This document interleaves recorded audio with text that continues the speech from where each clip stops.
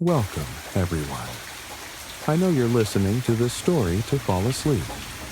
So, before we start, make sure to subscribe, like, and comment where and what time you're watching. Now, get comfortable and relax. I thought missing my dad's funeral was the worst-case scenario. I was wrong. Long drives have a hypnotic effect on you. The passing, broken white lines like a swaying pocket watch from some shady hypnotist telling you to sleep. Not to mention, with the thoughts of your father's body mangled in a hospital bed flashing in and out of your mind, it's safe to say the 15-hour drive from Stony Rapids to Regina felt like years. On my first day driving, around 8 p.m., I'd been on the road for 7 straight hours, only stopping once to pee and fill up on gas and snacks. I honestly was not in a good state to drive. Almost no sleep and intermittent periods of intense pain and anxiety that the flat Saskatchewan landscape turned into green oil paintings through my welling tears. Safe to say, when I thought I heard a whisper over the radio, I brushed it off immediately, as just me hearing things through my delirium. Just 30 kilometers from my hotel, I heard it again. This time, I could almost make out a single word. Fall. I quickly look around me. Going 110, I do my best to look behind me and all over the car the best I can without swerving into a ditch. Once again, I chalk it up to my exhausted mind playing tricks on me while in the isolation of my car on a dead road near the middle of the night. But I decided to drive the rest of the way in without any radio, just in case. Just 2 kilometers outside of the town of La Ronge, where I booked my hotel, I heard it again. It's not your fault, I heard in a whisper so quiet that even without the radio, I almost missed it. I immediately jerked my head to my back seat, and through the darkness, I swear, I saw something just fall behind my back seats and into my trunk. I could not make out any sort of figure, but the worst part was the noise. The sound I heard when it jumped in the back was like the scurry of 1,000 rats, as if whatever this thing was had hundreds of legs on all sides of its body moving in unison to stay out of my sight. I immediately pulled over and got out. The cold wind of the night shocking my system as I disrupted my warm hideaway provided by the car's heater. Call me crazy. Call me a pussy, I don't care. I'm exhausted and mentally shot, so if I'm not just imagining things, I want absolutely nothing to do with whatever the hell that was. I'm only a couple kilometers away from my hotel. I'll just walk, go get some rest, and come back to my car when I have a clearer head in the morning. So I quickly grab all my valuables out of the front seats, lock the doors, and write down the location of my car and start walking. I get about half a kilometer down the road when I look back and my car is the same distance behind me as it was when I left. Not like I am in the same spot I did move up the road, but it's like my car was tied to me with some imaginary string keeping it at the same distance. The engine was not on. I had the keys in my pocket. The doors were locked. It's strange what your mind remembers in moments of terror.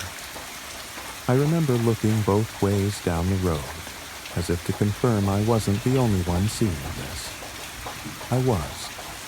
This isn't my imagination playing tricks on me anymore. This isn't explainable.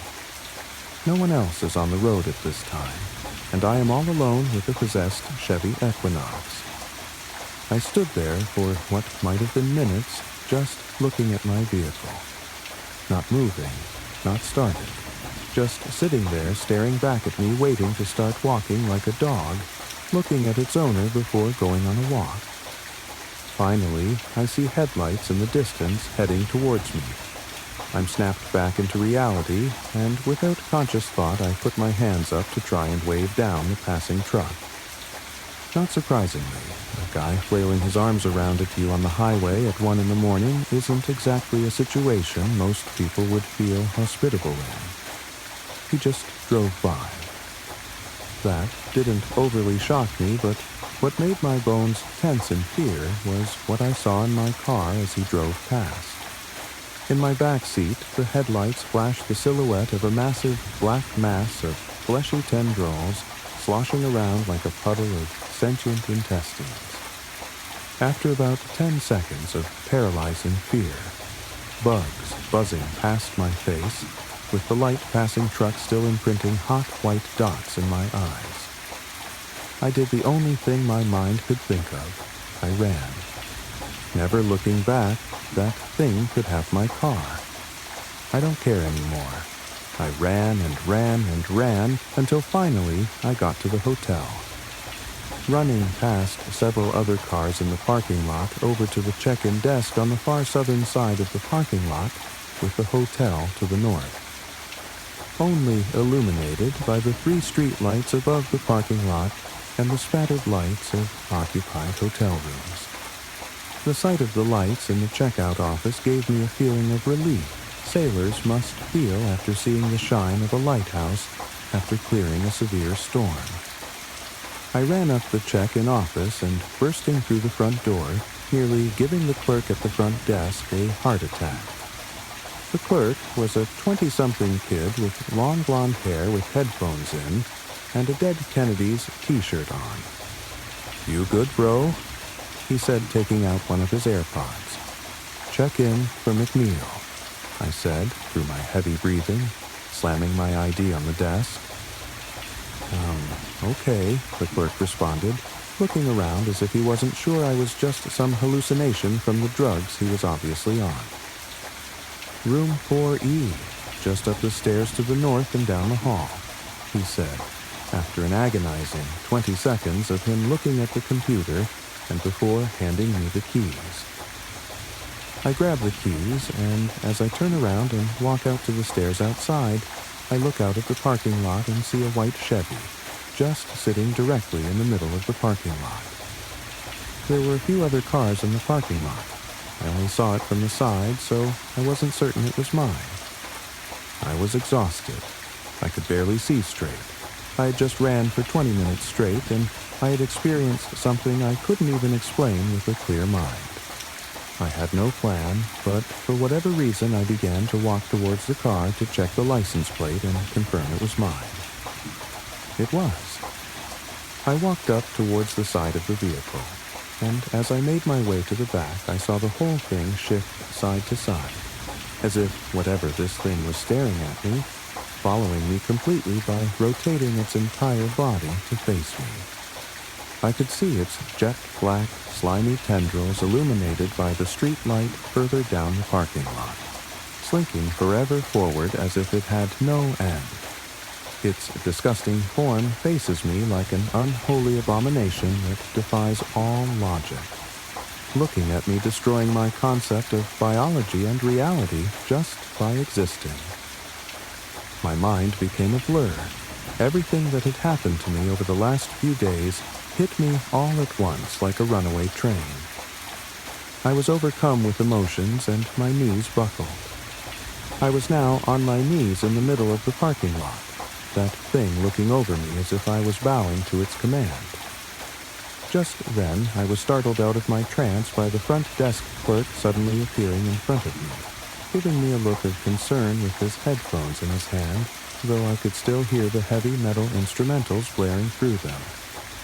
It seems my existential crisis in the parking lot looked like something he should probably deal with from his desk window.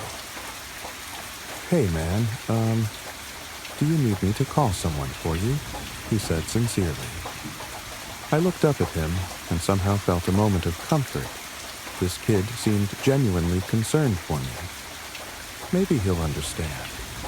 Maybe if I explain to him what is happening, we can figure a way out of the situation together. Just as I had this thought and opened my mouth to speak, I noticed the door to my trunk behind him open slightly. "Look out."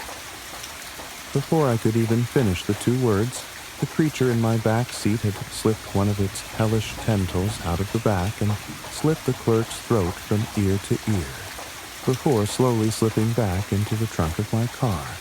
using it as some sort of protective shell.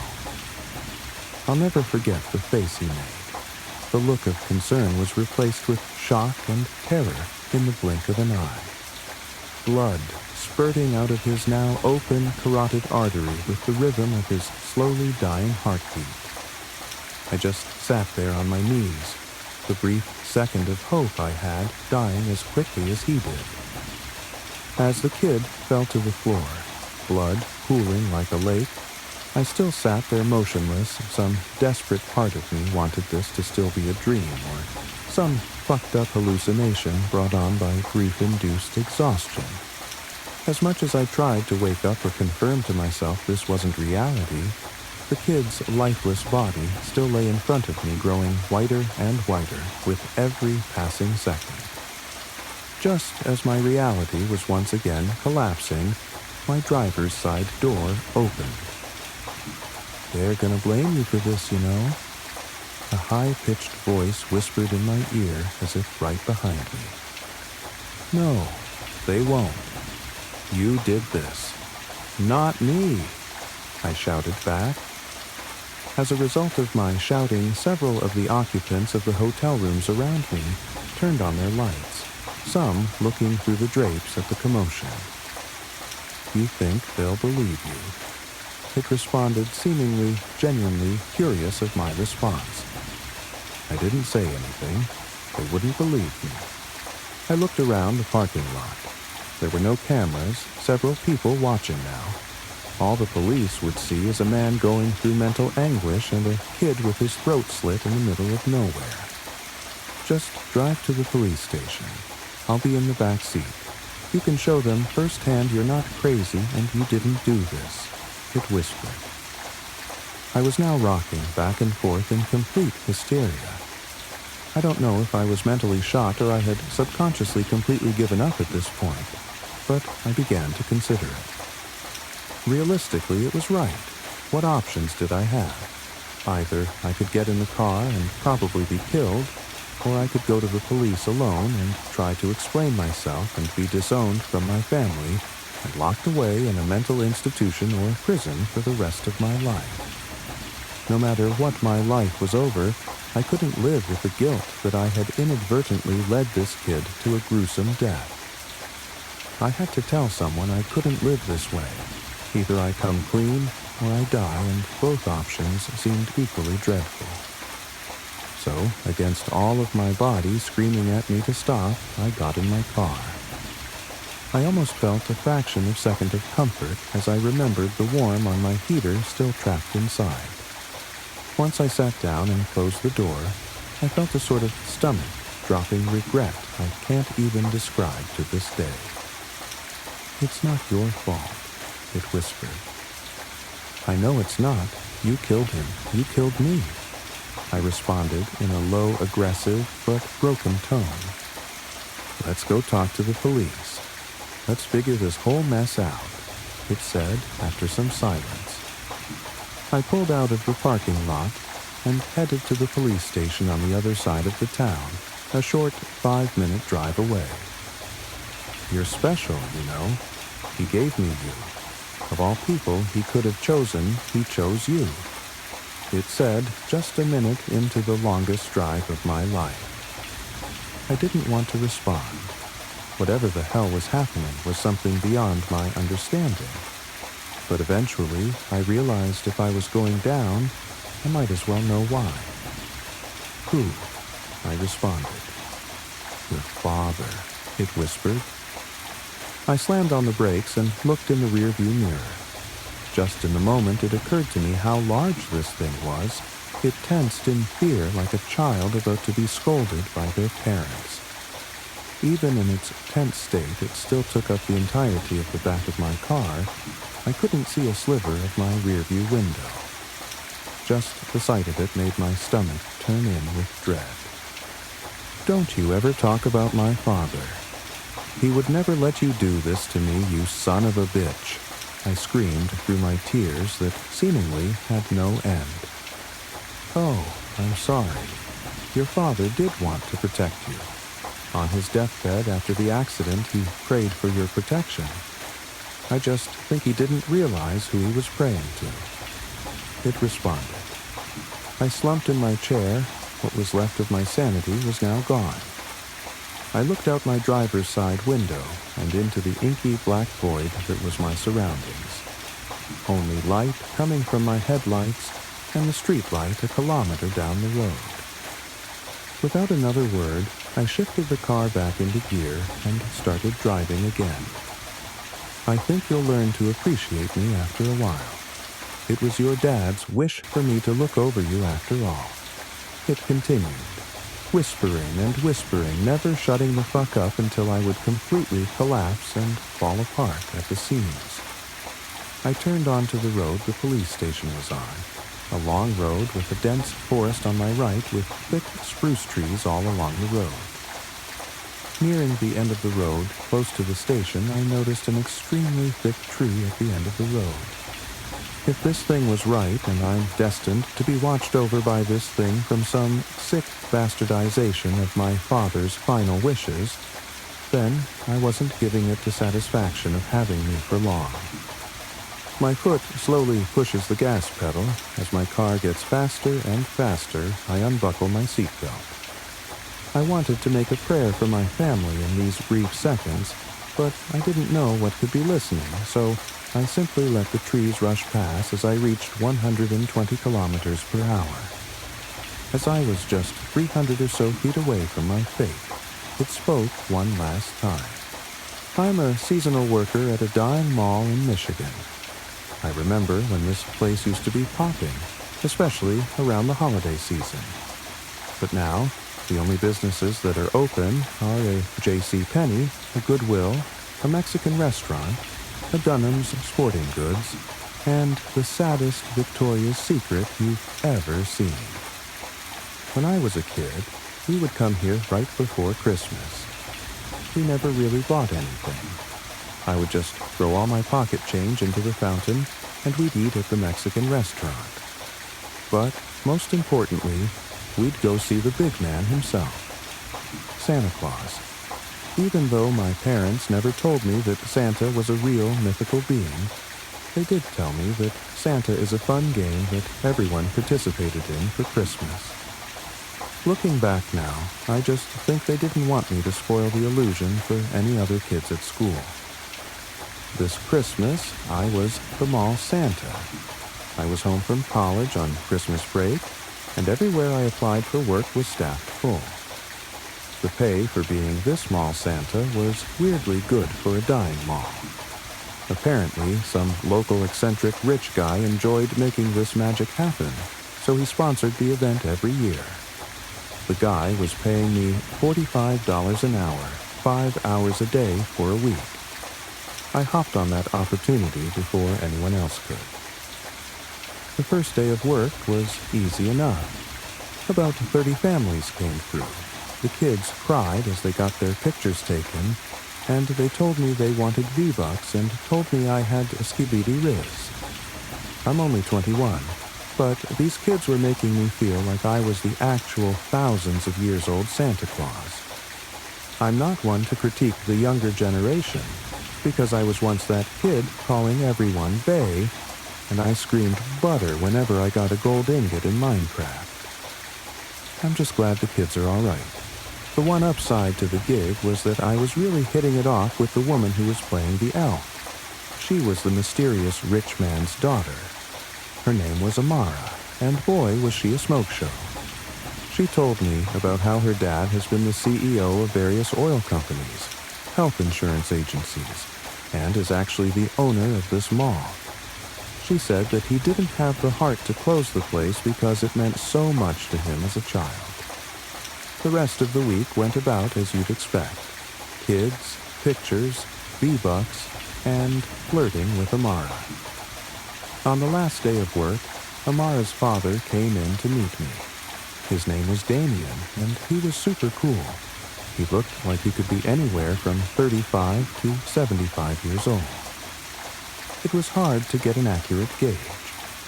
Amara told me he uses some weird experimental anti-aging stuff.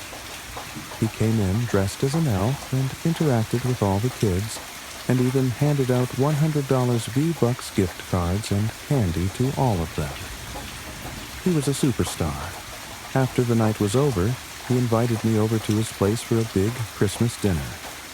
Christmas wasn't for another 2 days, but he said that he wanted to congratulate me on being his best mall Santa he'd ever employed.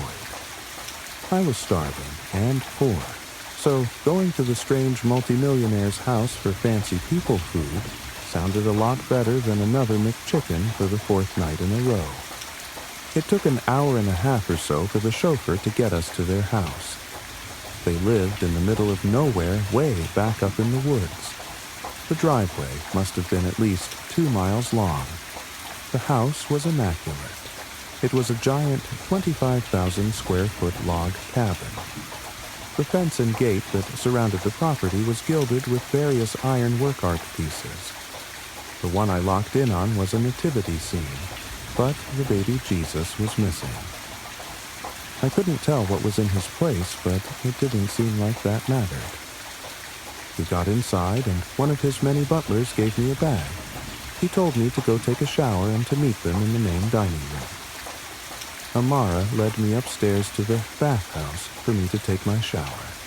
When I say bathhouse, what I mean is a giant room with a bathtub the size of your standard middle-class backyard pool.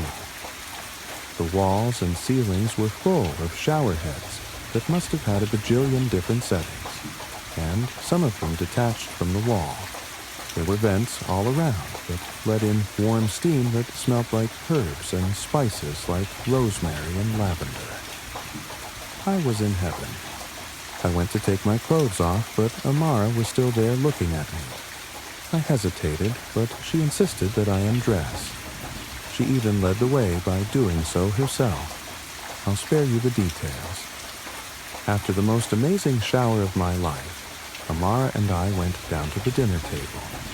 It must have been 30 feet long, and it was full of food. 5 turkeys all cooked in different styles, 5 vats of mashed potatoes, a bunch of freshly baked bread, mashed butternut squash, veggie platters, 3 hams, lamb chops, beef Wellington, and desserts on desserts on desserts. It was amazing. I ate and ate and ate. All but a few of his employees were eating. The ones who were serving had already eaten their fill. It wasn't until my 5th glass of wine that Damien spoke. Damien, I would like to wish all of you here today a very Merry Christmas. For those of you, and I see many of you, chuckles mirthfully, who have drank too much are free to spend the night. We have plenty of beds and rooms for all. Please keep eating and drinking and making merry. I must now retire to my bedroom. I can't party like I used to. Merry Christmas to all, and to all a good night. We all responded with a boisterous Merry Christmas, and laughed as he left. Amara and I were seated next to each other, and she kept filling my glass with exotic wines that I could never afford. She kept whispering sweet nothings into my ear until it was time for us all to go to bed. She led me to a room that was styled to look like a small, cozy cabin, complete with a fireplace and bearskin rug. Although she offered to stay the night with me, I was too drunk and too tired to partake in Yuletide carols, if you catch my drift. She kissed me and told me good night. As soon as my head hit the pillow, I was out like a light. I woke up around 3 a.m. with a start. I was disoriented since I wasn't in my own bed, but I quickly remembered where I was. I rolled over in the king-sized bed and saw someone laying in bed next to me. The figure was facing away from me, so I couldn't tell who it was. I assumed it was Amara until I heard them speak. Damien, you know, I really did like you. And with that, I jumped out of the bed and ran for the door. When I flung it open, I saw Amara was there. She stabbed me in the neck with some kind of syringe, and within seconds I was slumped over on the floor, still very much conscious. They dragged me down to the basement and chained me up to some pipes that were running along the ceiling. Me, Why are you doing this to me? Damien. Well, we gotta stay young somehow. You see, Amara and I are very old. I'm not a CEO, and my name isn't Damien. It's Dieva. It was Raeva, and I am what you call a Dieva. I'm the last of my kind, so I've taken my classification as my proper name. Me. That doesn't answer my question. Please, just let me go. I'm sorry. Dieva, we've been beaten down and forgotten by your world. You know, around this time of year, we used to be lauded by occultic sects, praised, adored. Now you humans honor that startup god Jesus and that fat red saint. We need your soul. Then his nails elongated into talons, his teeth into fangs. Amara's beautiful form morphed into a grotesque and hideous hag. They both latched their maws to my neck and began to drink. Just before I was about to pass out, they detached. Diva. The soul resides in the blood. It's the tether between this world and the unseen realm, where the divine meets the material. We're going to finish you off on Christmas. Have a good night. Christmas Eve was not enjoyable for me. The butler's force fed me sweet fruits, wine, and bread to get my blood to be more delectable for Diva and Amara. I tried to resist by forcing myself to vomit, but it was no use. They just cleaned me up and stuffed me full. I was about to consign myself to death for tomorrow until I heard a struggle. I heard clanging and clashing. The torrent of footsteps made such a clatter above my head. I began to scream for help. Then it went quiet. It was as still as a crypt in the sticks. Suddenly, I heard loud jingling heavy footsteps coming down the stairs towards the door that led into my prison. The door opened, and the body of Diva appeared. His eyes were rolled back into his head, and he had a huge piece of coal jammed into his mouth, complete with a broken jaw. Then in walked a man clad in red. Ho, ho, ho. Merry Christmas. Need a lift? A loud creaking jolted the man awake from his peaceful sleep.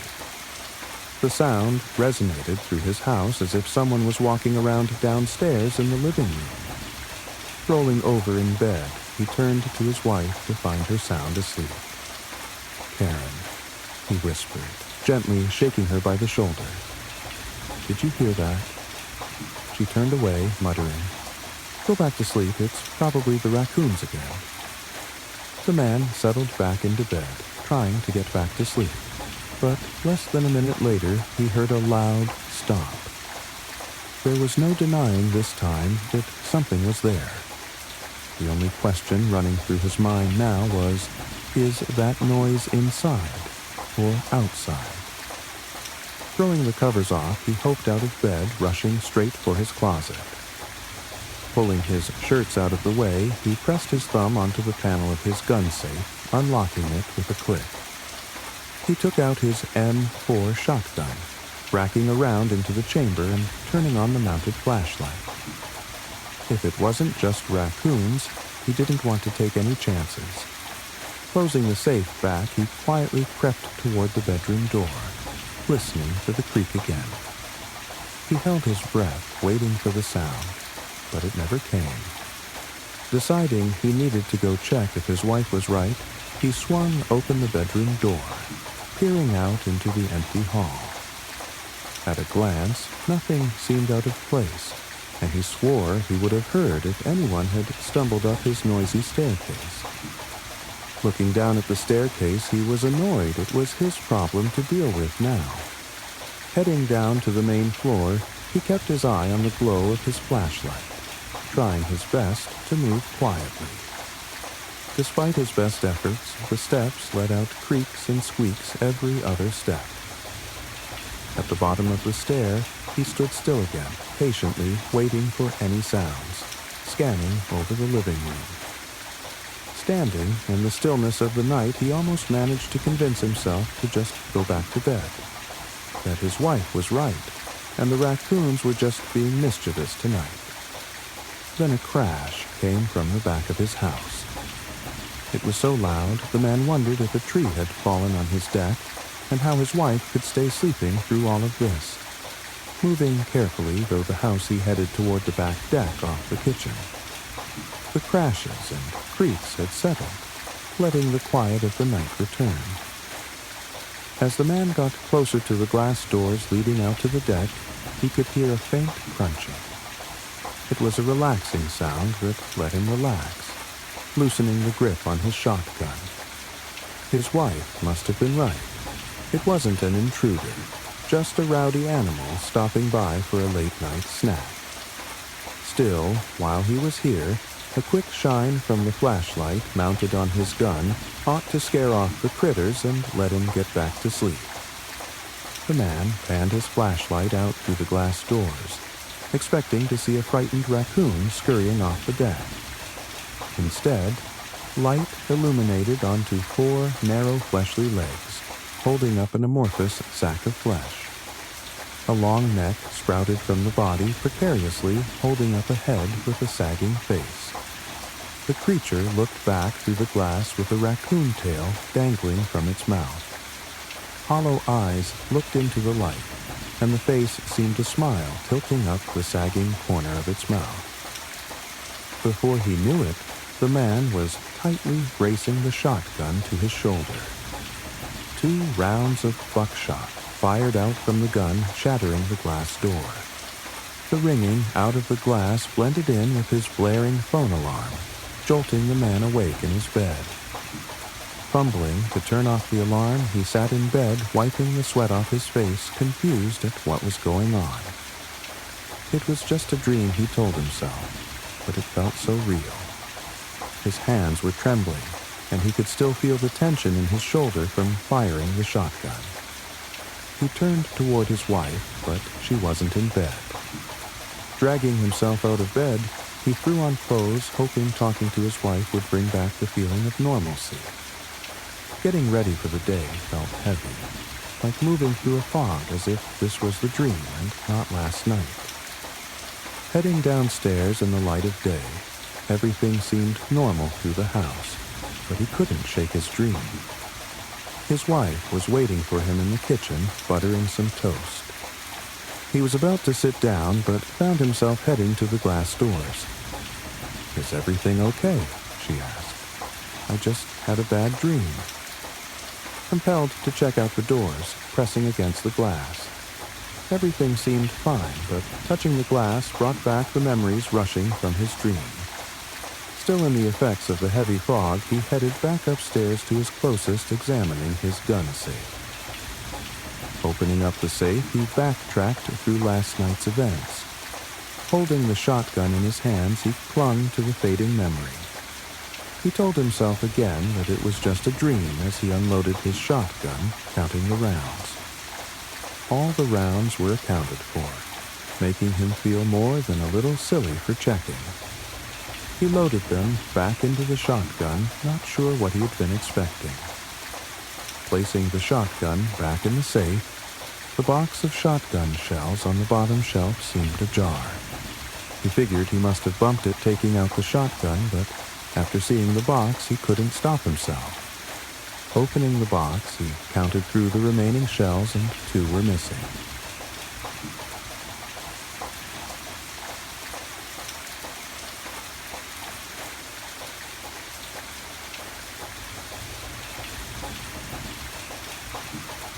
I was 18 at the time. I just graduated high school, and what was probably a really exciting and memorable time for most people was a stressful race against time for me. You see, my dad was very traditional. If I were going to be living in his house after high school, even just over the summer between graduation and college, I needed a job. If not, I was freeloading. And he swore with an adamance I certainly didn't care to test that I'd be out on the street if I was unemployed for long. I'd had months of preparation. Hell, years, really. This entire time I could have been looking. He certainly hadn't waited until now to clue me in on the terms of living with him after high school. but I just wasn't the type to care that much about anything until I was days from a deadline. Finding a job back then wasn't easy. I'd dyed my hair green, and my nose and lips were pierced, not to mention the gauges and the shitty stick and poke snake on my forearm that my 16-year-old self had afflicted upon me. Case in point, I wasn't getting hired most places, and being that I had about a week at the time left to figure it all out, like usual, I was in a mad scramble to line something up before facing the consequences. But then, as if some morbid miracle, a cop got shot and killed on 84th Avenue pretty close to the pass and go out there, and an opening for the night shift position appeared not long after. The pass and go and 84th Avenue as a whole had a pretty bad reputation. See, 84th was one of the only roads in town still unpaved at parts, namely the north end shortly after the pass and go. And it wound along a pretty deep drainage ditch where no guardrails had ever been built, even after decades of complaints.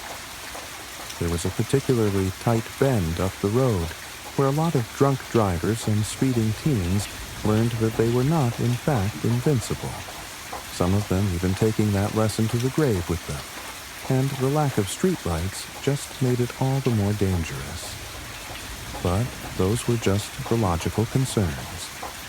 In a tiny town like mine, people are bored enough to run with sensational bullshit, and so 84th could never just be a dangerous road with poor construction and lack of safety measures to blame, but was instead cursed and haunted.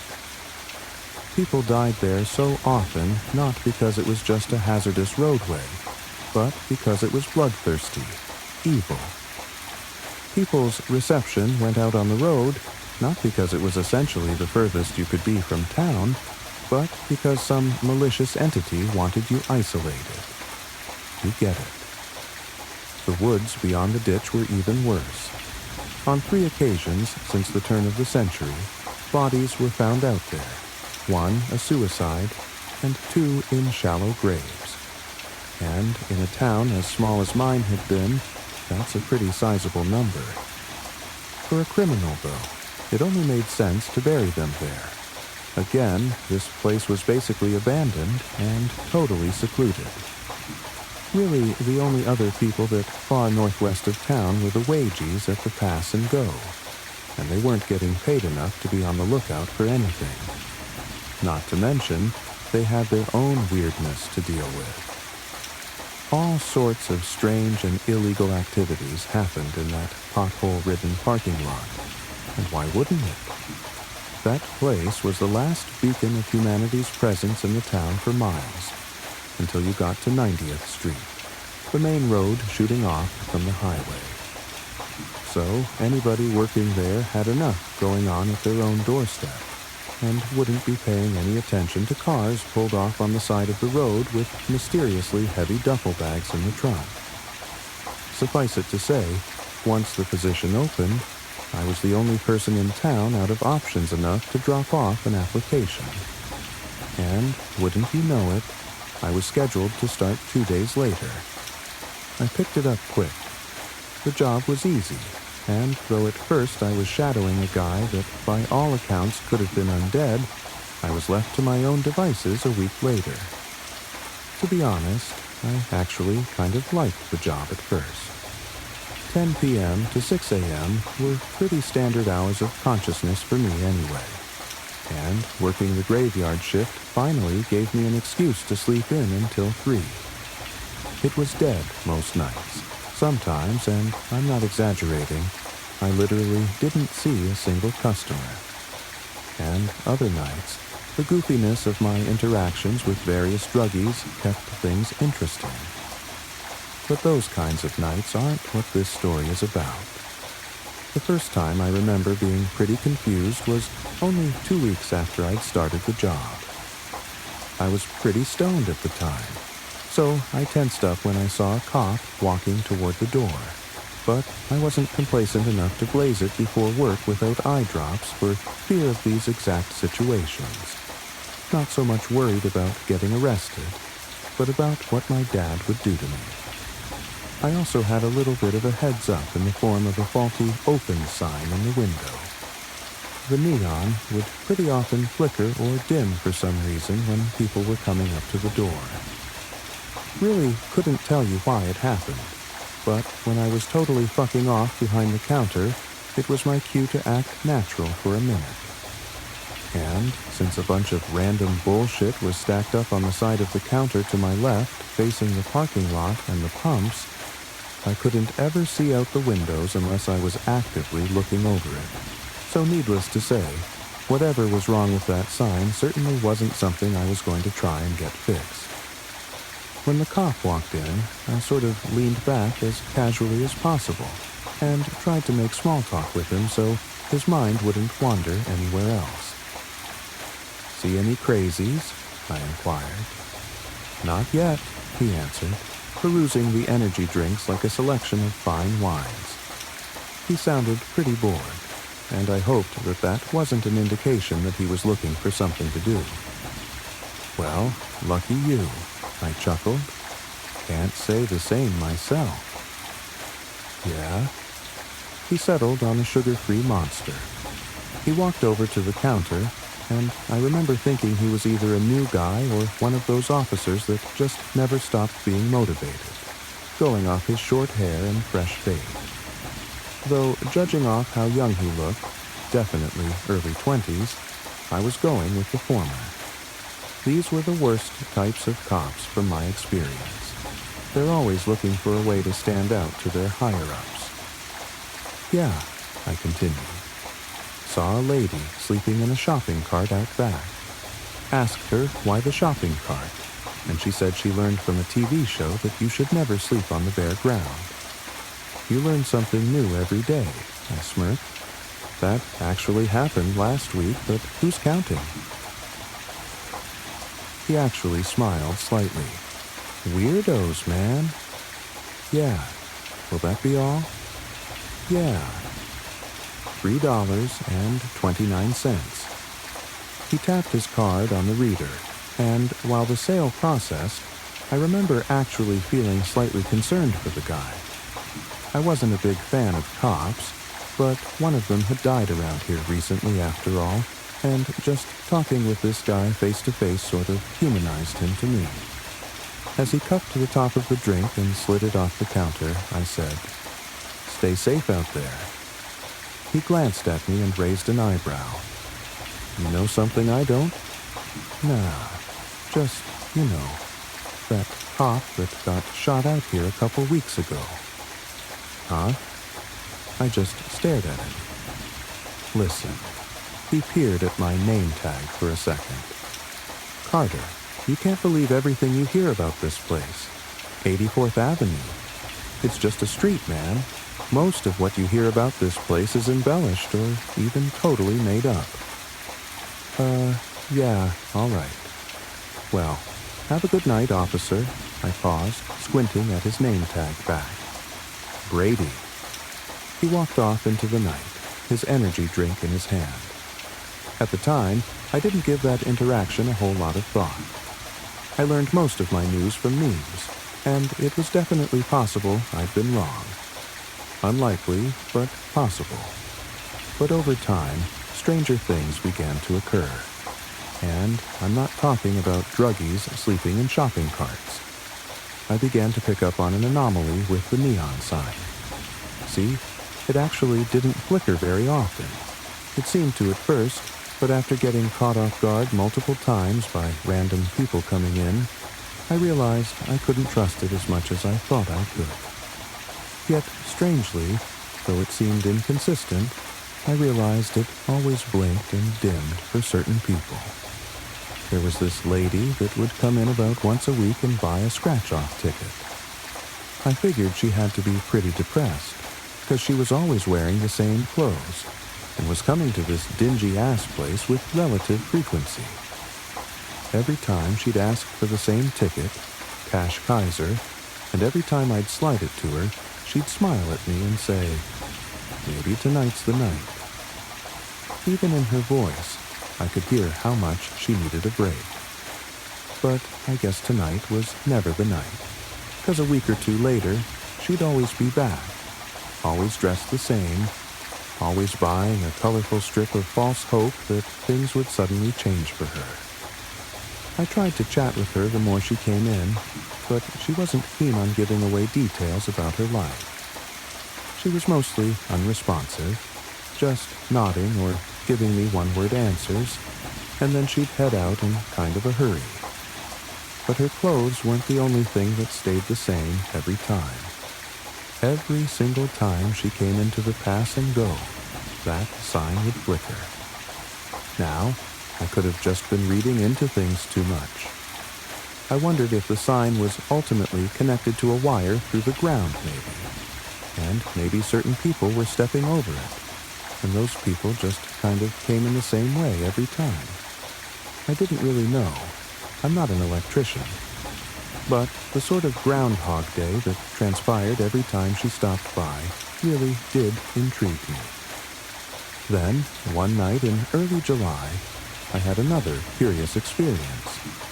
I was listening to some podcast about ayahuasca and contemplating if I'd ever take the plunge when the green flicker of my inconsistent early warning system caught my attention.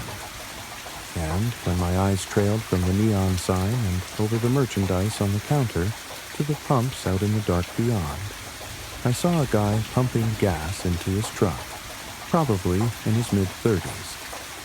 He had this really gruff look on his face, but I wouldn't have paid it much mind except for the fact someone was with him, a girl about my age. While he was by the pump, she was heading into the store. She had black hair down to about her shoulders, and these big brown eyes. Her skin was kind of pale, like she probably didn't get out much, and she wore skinny jeans and a gray top. As soon as I noticed her approaching, I stepped back from the window. I definitely didn't want to creep her out by being seen peeking over the counter through the glass. She came in, and as the chime above the door rang, I couldn't help but glance at her as she beelined to the snacks. She was cute, and I was considering flirting with her at first, but then I glanced over the counter again at the guy in the parking lot, presuming him to be her big brother or dad or something. I didn't want to piss him off, so I decided to keep it casual.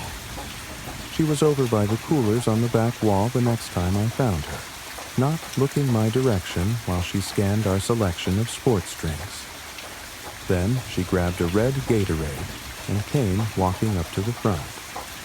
She put the drink in a bag of classic Lay's on the counter, and when I noticed it was almost 4 a.m, I couldn't help but inquire, "What's got you out so late?"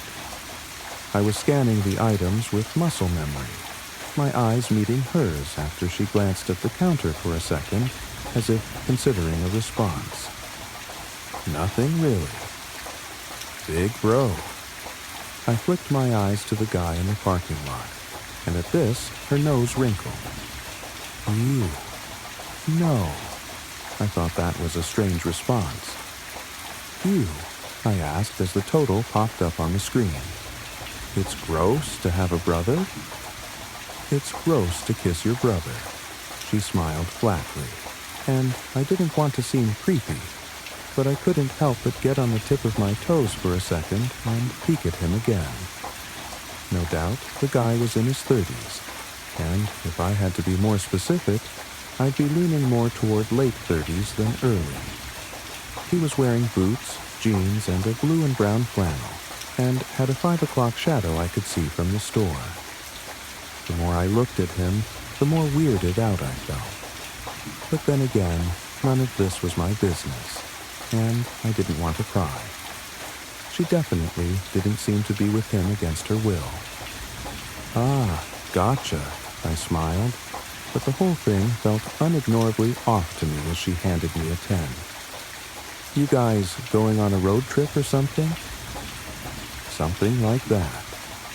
There was this turbulent mix of emotions in her eyes, and while she looked excited, definitely thrilled about something, she also kind of seemed to be longing too. I only got a glimpse of it, though, as she unexpectedly asked, "You ever just do something totally crazy? Like, overnight?" "I mean, I took a heroic dose of shrooms once on a whim without a trip sitter." I smirked, and she chuckled too, but shook her head. "I didn't mean something like that." She paused. "Anyway, have a good rest of your night." "You too," I remarked, but as she turned and walked away, I felt a steadily increasing urge to say something, to ask her why she was with this guy that looked like he could be her dad, to inquire more about this crazy overnight thing she was hinting at, or this road trip-esque adventure she was on that had her at this infamous gas station at 4 in the morning. But I was just too immature at the time, and selfish. Even feeling like I should probably investigate what was happening, probably pay more attention to what was going on, I also felt like I really couldn't be bothered. I told myself that it wasn't my business, that I shouldn't be nosy, but really, I just didn't want to get involved. Though, a moment after she left the store, my curiosity got the better of me again, and I peered over the cigarettes at the truck in the parking lot. She was already inside, and at first, it looked pretty unassuming. It was old and kind of a faded red, with 2x4s in the back under a blue tarp. All in all, nothing suspicious. But when he got to the turnoff onto 84th, and he took a right, I noticed the passenger side window was broken, like it had been punched out. I couldn't see the girl well this far away, but her being in this older guy's truck with the right window shattered made me feel even stranger about the whole ordeal. Something was definitely off. But at the time, my lazy ass just didn't care enough. It was mid-July, though, when the veneer of eccentric late-night patrons was shattered forever, and I was forced to see what was really going on. It began with a loud rumbling from the parking lot. I got immediately uncomfortable as some biker douche rolled up, revving his engine like if it were loud enough I'd give him a discount. Then he climbed off the bike and came stumbling toward the door, the green neon flickering onto him from the window. I could tell just from the counter that he was totally hammered. He could barely even make it inside. He came right to the counter and absolutely reeked of alcohol. "Give me a pack of menthols." "Camel," he slurred, leaning onto the counter with his right hand. "You okay, man?" I grabbed it. "The fuck do you mean?" His hostility freaked me out just as much as it annoyed me. "You're obviously drunk off your ass," I replied. "You just drove here on a motorcycle. Seems like a bad idea." "Shut the fuck up and sell me the cigarettes, man." He was glaring at me like he was ready to swing.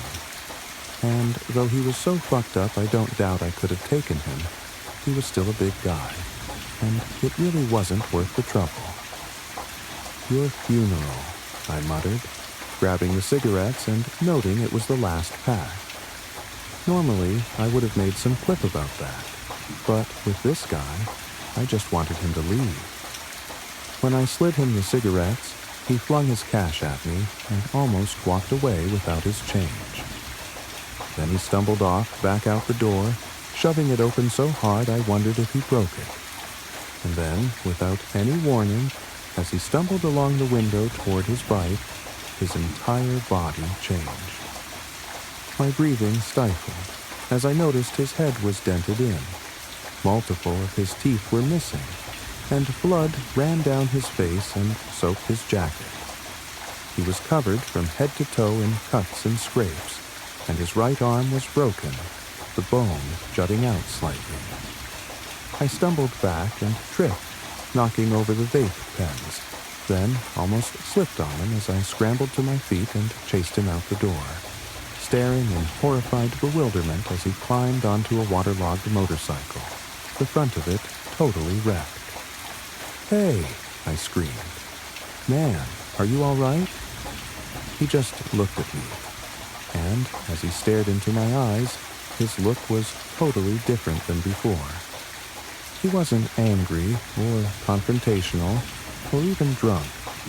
He just had this totally sober look of regret. He stared at me a moment longer.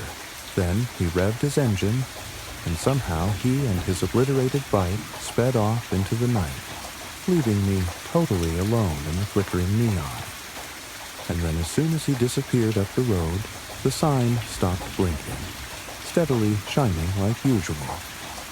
I sprinted over to the doors, yanking them open and almost collapsing as I barreled into the back room and landed in the seat of the computer.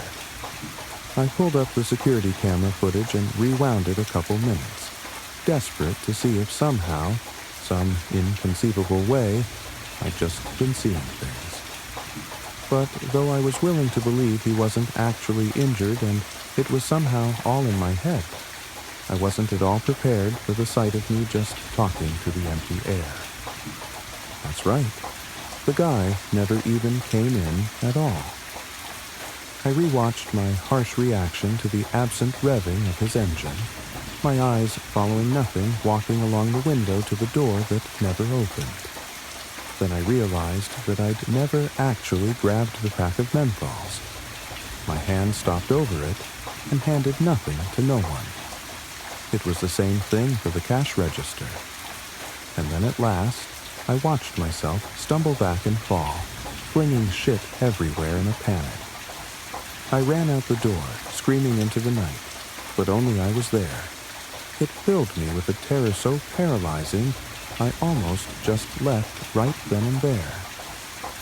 I sat there at the desk for a moment, shaking. Was I hallucinating? I'd heard you can get permanent schizophrenia-like psychosis from psilocybin, but this was the first, and only time, I'd ever hallucinated when not on the ship. And as I just stared at the monitor unblinkingly, shaking in place, I really couldn't tell what was more horrific, if I hadn't really seen that, or if I had. But then my eyes gravitated to the one part of my memory that was corroborated by the cameras. The neon. It was dim, and as I unpaused the video, I watched it continue to flicker, all the way until my eyes turned to the end of 84th that I could see. And as soon as they did, it shined like normal again.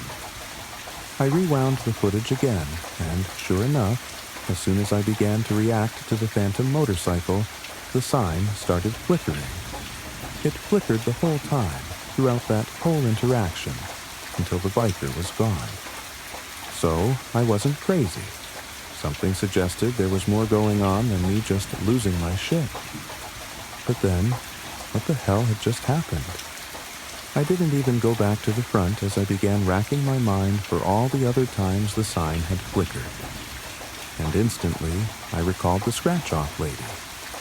I quickly Googled 84th Avenue deaths, thinking that maybe I could identify some of these people. But the first thing that came up was the police officer shooting.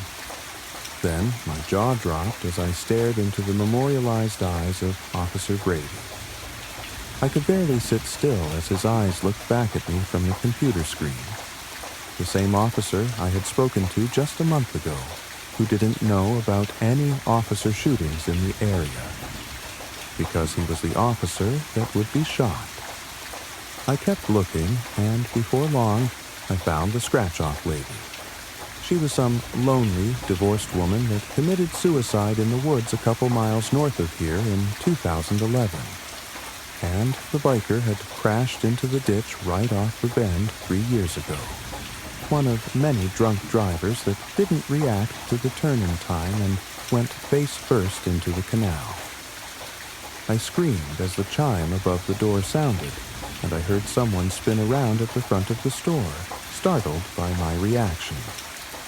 I scrambled to my feet and walked up front, freezing as my eyes met those of Officer Brady's, glinting in the flickering neon. "You good?" He seemed to be both concerned and frustrated. I just stared at him, totally unable to speak. "Yeah," You on something?" He peered. No. He looked at me a little longer, but then he walked his immortalized path through the gas station, his gaze drifting over the cooler of energy drinks. I couldn't help but stare right at him, utterly wordless as he moved in almost the exact same way as he had back in June, at last grabbing that same sugar-free monster. Then he walked to the counter, and my hands were shaking as I took the drink from him. "Hey," he looked at me. "You all right?" I stared into the eyes of the dead man. "Personal stuff." "Is something going on?" "Looked like you were looking at the security camera footage when I came in," he noted, and I listened in silence. "If someone's prowling around here, I could investigate." I wanted to address what was really happening, to pick his mind and see if he was really unaware that he was dead, or if he was just haunting this place, and all of this was an act. Then I began to wonder if maybe this was some kind of time machine, if I could warn him about what was bound to happen to him and prevent him from dying in the first place. But as I recalled the biker's corpse mounting his waterlogged Harley, I came to the conclusion that nothing I said to this visage of the officer was going to save his life. And, I further waged, as soon as he walked out that door, he'd be a corpse too. "You there?" He waved his hand in front of my face. "Talk to me, kid. You look like you've seen a ghost." I almost laughed. "Yeah, I'm fine." I slid him his drink. "You gonna tell me the total?" "It's free tonight. On me. Have a good one, Officer Brady." He blinked. He stood there for a moment as if considering investigating the gas station regardless of my cooperation, trying to get to the bottom of my unusual behavior. And maybe in life he would have. But his fateful march to the street where his life would be taken from him seemed programmed to resume as he suddenly turned and walked out the door, just like he had the last time back in June, taking his energy drink with him. I followed him outside, standing beneath the fluctuating sign as my eyes fell onto the exit wounds in his back, the red streaks oozing from the holes in his uniform. I felt like I could cry at the sight of it. I walked back inside and had made my mind up to quit then and there. I wrote up a note and left it in the manager's office. Then I locked the place up and left the key under the propane cylinder exchange out front, about to text my morning relief where the key was when I froze. I remembered the girl with black hair and big brown eyes. The neon sign that I had once thought of as my early warning customer alert, and now understood to be some kind of paranormal detection radar, had flickered with her entrance too, just like it had for the biker, and the scratch-off lady, and Officer Brady. In that moment, I became weirdly consumed with this desire to know what had happened to her. Maybe it was because I found her cute, or maybe it was because even in the moment that night, something felt horribly off. But for some reason or another, I became totally invested in figuring out what had happened to her, to the point that I decided to unlock the store and stick around. I went back to the computer, but for some reason, though I was able to find information about other people that had died in the area, some of whom I'd even seen walk into this gas station's very doors in the middle of the night, I was completely unable to find her. And it really ate at me. I went back to the front at some point around 5 a.m., but still, I was just searching on my phone for the girl, though by the time my relief came in at 6 a.m., I still hadn't found shit. And that was my obsession for the next couple days. When I'd exhausted every article about deaths on 84th, I began to wonder if anyone even knew she was dead.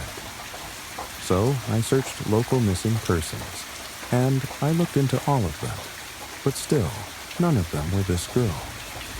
It haunted me for days. I began reliving as much of that night as I could, trying to recall every single detail. I could remember her hinting that the guy she was with was her boyfriend, which even then was a red flag. But now, as I remembered that older guy in the parking lot pumping gas in the dark, it filled me with dread. I didn't get that good of a look at him. I could tell he had some stubble and was wearing a flannel, jeans, and boots, but what good was that? As for his truck, I wasn't sure exactly what make or model it was, just that it was red and looked old. I could only assume the punched-out glass was like the biker's motorcycle, something that had taken place after the girl's death, or more likely during. Then I remembered her asking me if I had ever done something crazy and overnight. And, as I mulled over the words for hours, sitting on the back porch, smoking a bowl as the sun set before my shift, I ruminated on all the possibilities such a vague statement could mean. But then, when I remembered her saying she was on something like a road trip, it started to click.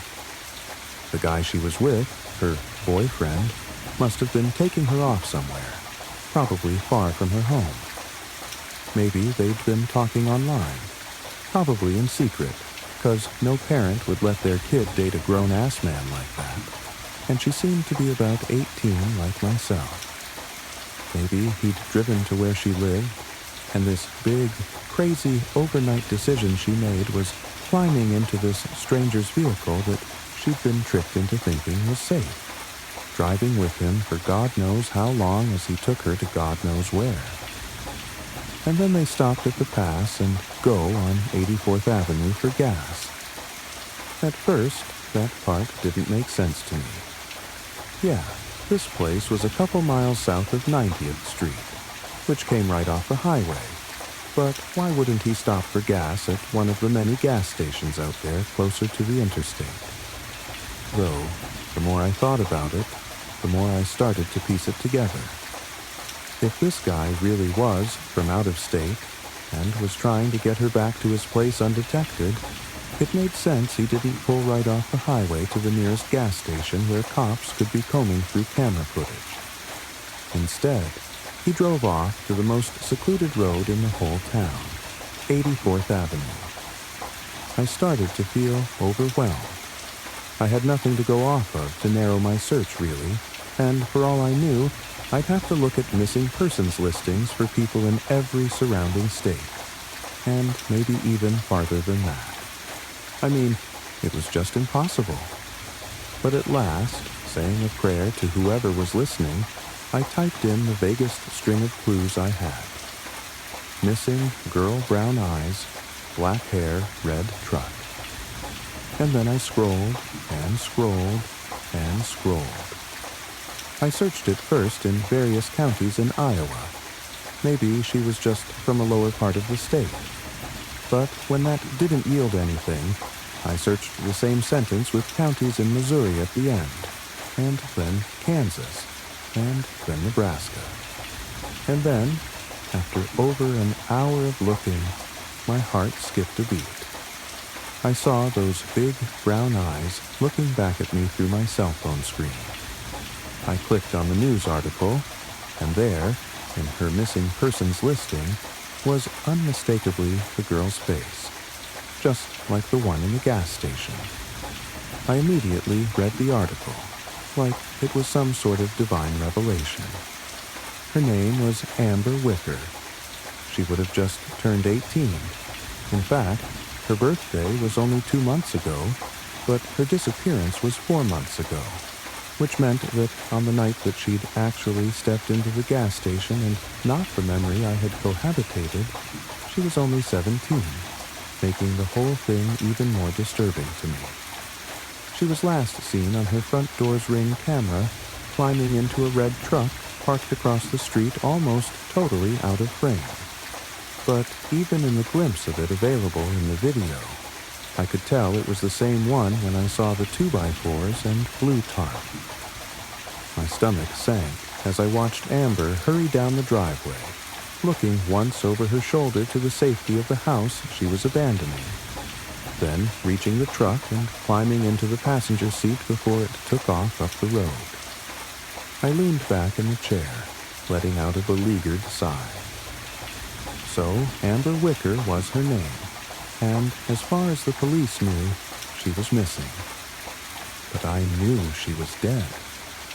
After all, every customer that had walked in beneath the flickering sign had been a corpse, and as much as I wanted to believe otherwise, I assumed her case wasn't any different.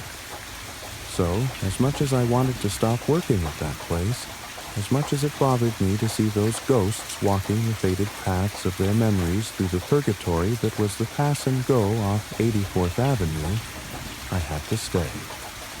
I had to wait until Amber came back, so I could gather enough evidence to give to police.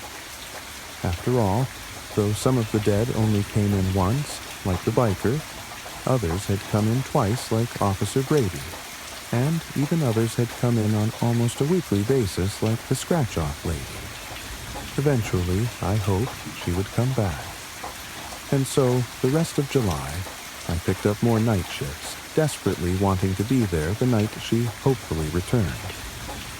I also chatted with Justin, the guy who I'd shadowed and who worked nights when I was off, but his brain seemed constantly fried on something, and if he'd had any paranormal experiences, he hadn't noticed.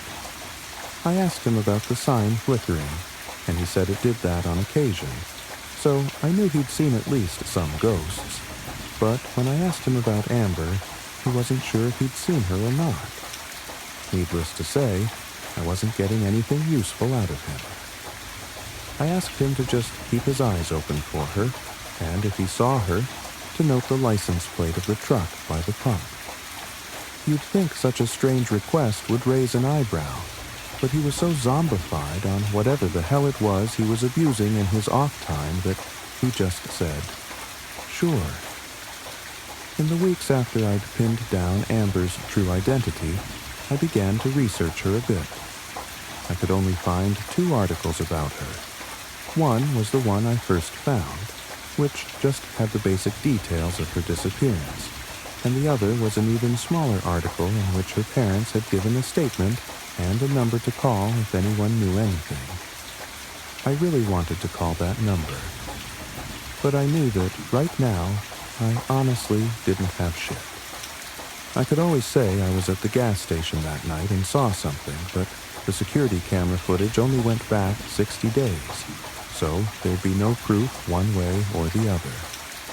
I didn't have a license plate, and I was a whole state over. I didn't have a lot of faith the police would be able to do much with that, and I didn't want to give her parents false hope.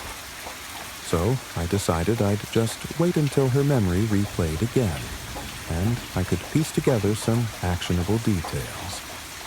In the meantime, the more I searched her, I was at last able to find some of her socials, but her Instagram was private, and her Twitter was inactive for years. Though, when I stumbled upon her Facebook, even though it too hadn't had a post uploaded in 2 years, I felt strangely more connected to her as I scrolled through her photos. This immortal anthology of a dead girl's time on Earth, floating in cyberspace for anyone to find, and sharing her memories from before her life was prematurely snuffed out. I found pictures of her laughing with her friends, smiling at a dance, blowing out birthday candles. I saw random posts ranging from her excitedly proclaiming she'd gotten her learner's permit to complaining about failing some biology test. All these moments of this girl's life, both significant and insignificant, were here forever. Memories accessible to anyone that cared to find them. And really, her appearance at the gas station wasn't much different. Though that memory was supernatural, unfolding in real time over a real place, it was, in essence, the same.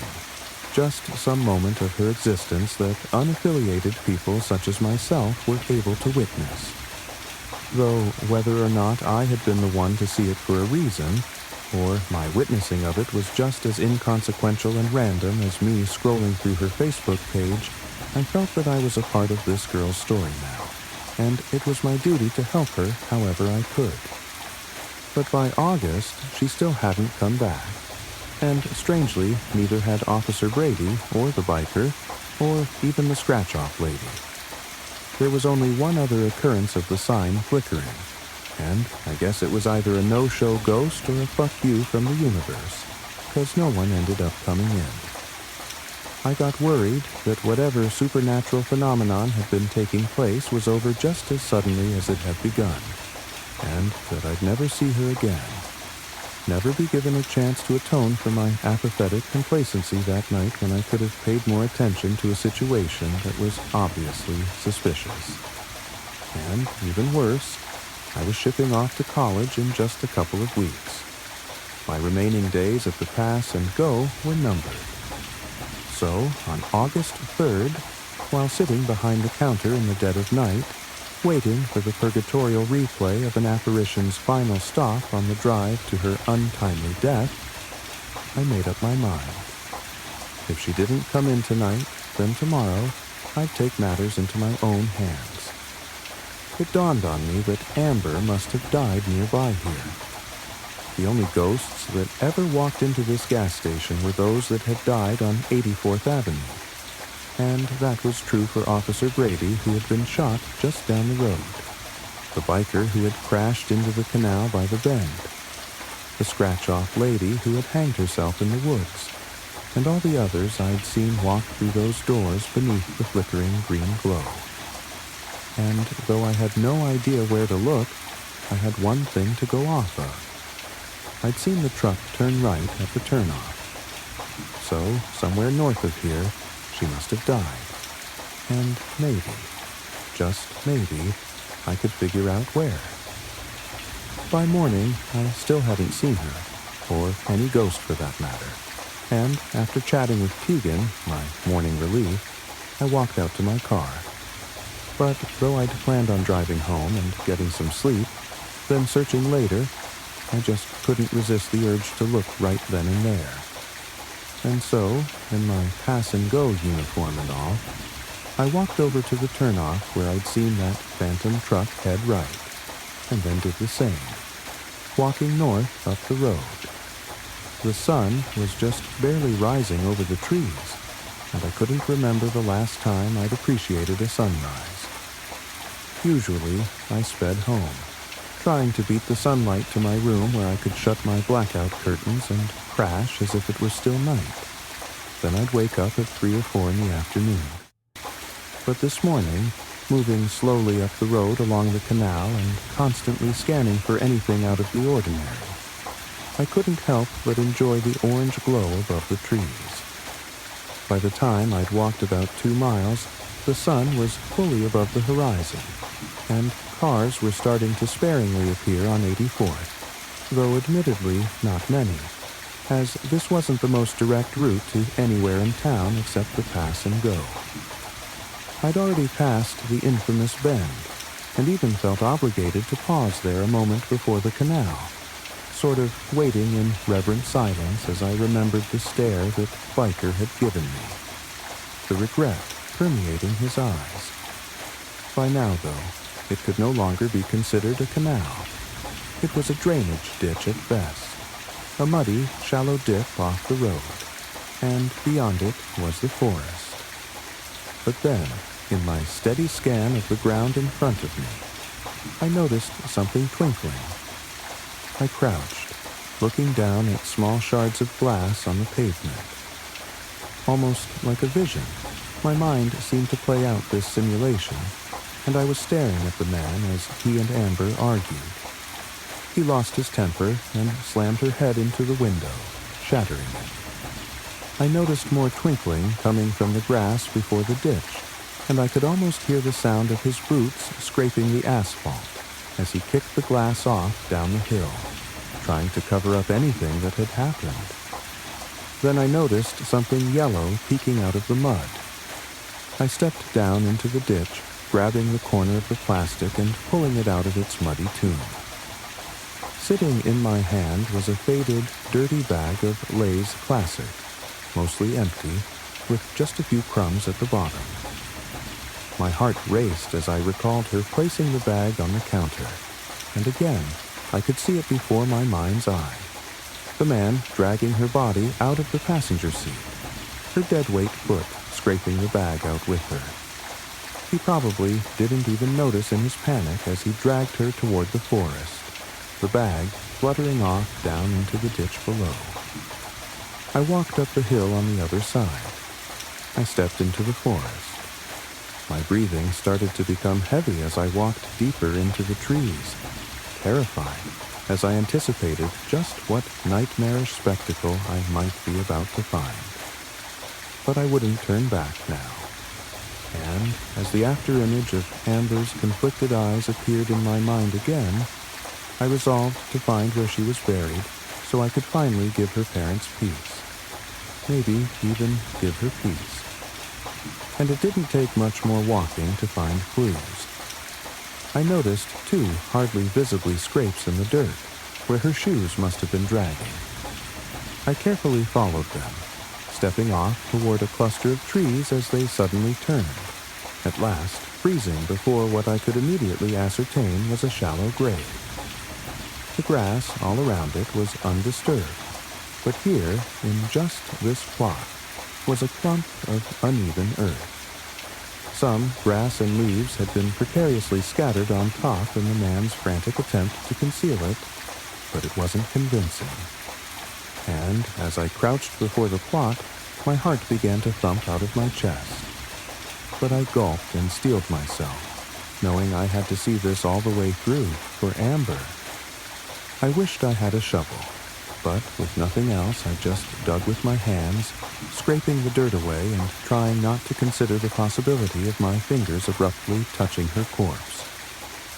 I jerked as I felt something that wasn't soil. Didn't feel like rotting flesh.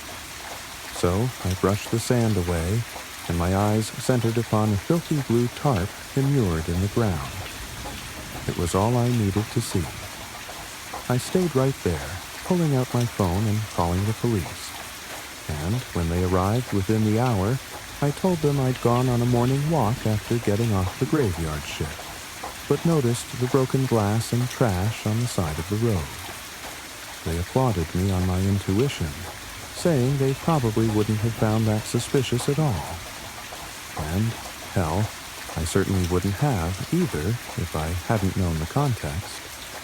From there, I said I walked into the forest out of curiosity, but when I found what looked to be a trail left by dragging feet, I became convinced I'd actually found something serious.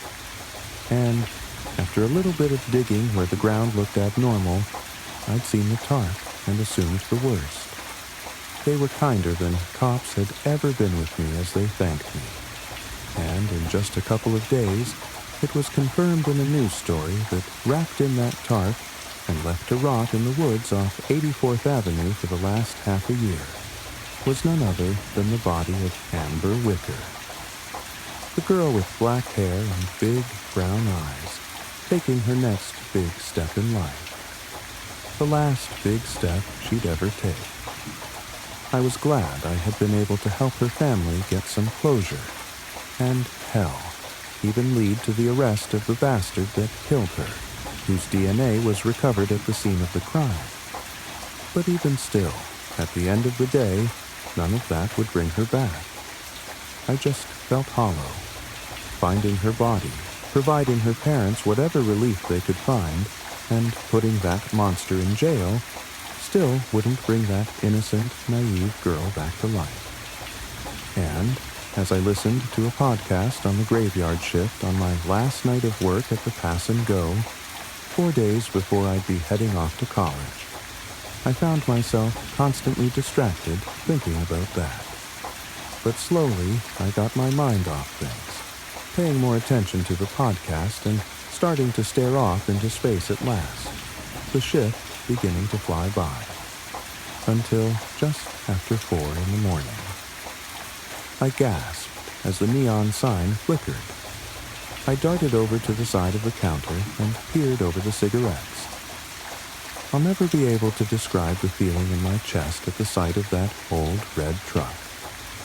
and though I felt ice in my veins at the afterimage of Amber's killer pumping gas in the dark, when I found her walking to the front of the store, all that remained in my heart was an overwhelming longing, an inconsolable despair. She walked into the store, the chime on the ceiling ringing as she headed right over to the snacks. I stared at her undamaged body, her clean black hair, her innocent, big brown eyes. I became emotional at the sight of it, trying desperately not to cry. She grabbed the bag of Lay's. Then she walked over to the sports drinks and I leaned against the counter, my chin in my palm as I gazed at this specter, retracing the final moments of her life, none the wiser to the horrible demise awaiting her 2 miles away. She grabbed a red Gatorade, then walked over to me, and I felt breathless as she approached, unsure of what I'd even say. "Whoa, you all right?" She looked at me, and I must have been hiding how I felt even worse than I realized. "Yeah, I'm fine," I lied, scanning the items like a robot. I cleared my throat. "What brings you out here this late?" "Nothing really." The total came up on the screen. "Big brother?" I limply asked, nudging my head toward the heartless man in the dark. "Ew. No. It's gross to have a brother." I must have asked the question differently this time, because she stared deeper at me, asking again, "You sure you're okay, dude?" God, I wanted so badly to tell her to run, to just get the fuck out of here, to not ever go near that man again. I wanted to tell her that she was about to die, that he was her murderer, that these were the very final minutes of her life. But this was not a time machine. It was no different than that Facebook page from years ago, just a memory inexplicably suspended in time. Just a brief expression of her existence that was as ephemeral an experience as her time on Earth. And nothing more. "Can I ask you something?" She raised an eyebrow. "Sure. Have you ever done something totally crazy, just overnight?" She blinked wildly, visibly taken aback by the words. "Yeah, actually," she murmured. "Yeah, I have. Why do you ask?" I shrugged. "No reason." "What about you?" "Yeah, I did once. I had this weird inkling to follow a trail into the woods, and I found a body, called the police and reported it." "Creepy," she remarked. I let out a long sigh, handing her the stuff. "Hey, this is on me tonight, all right?" "Oh, sure. How come?" "You just look like a friend of mine." I smiled hollowly. "A friend I haven't seen in a while. Anyway, it's my treat." "Well, all right. Thanks." She took her unceremonious last meal, then turned over to the door, walking toward the oscillating neon. "Have a good rest of your night, Carter." She glanced at my name tag, smiling slightly at me. It broke my heart. "You too, Amber." "Huh?" "I said you too." She stood there a moment, as if debating whether or not she'd heard me right the first time. Then she turned around and walked outside. But I couldn't just sit there, and before I knew it, I was running around the counter, shoving the doors open and stepping outside. I bit my tongue at the gash on the back of her head, the blood dripping down her hair and onto the back of her top. I had guessed that that had been the cause of her death, but evidently I was wrong. Because as she turned back toward me, I found her blue face and the purplish bruising of a seatbelt around her neck. Her clothes were covered in dirt and blood, and the Lay's bag was empty and faded, mud clumped all over it. The bottle of Gatorade was halfway empty.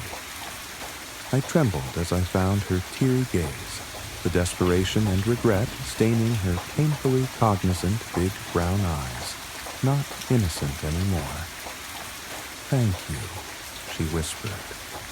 I couldn't possibly muster a response, and then Amber turned, the afterimage of her corpse climbing into the passenger side door of her murderer's truck. I remained frozen in place, my eyes following every last fleeting second of Amber's existence as the taillights glowed and the engine hummed. Then the truck pulled off, pausing at the turnoff.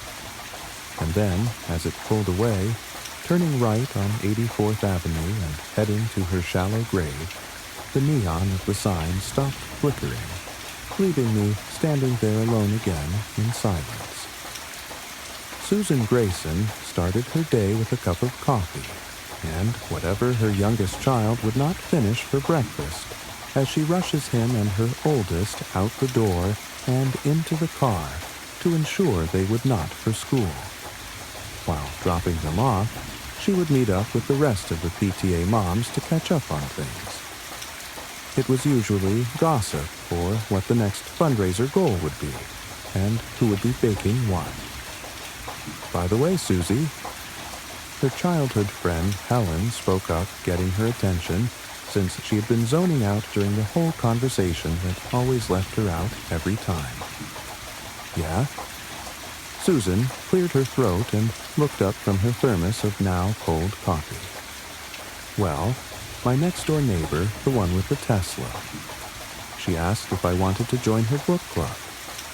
They found this old book that has never been released to the public before."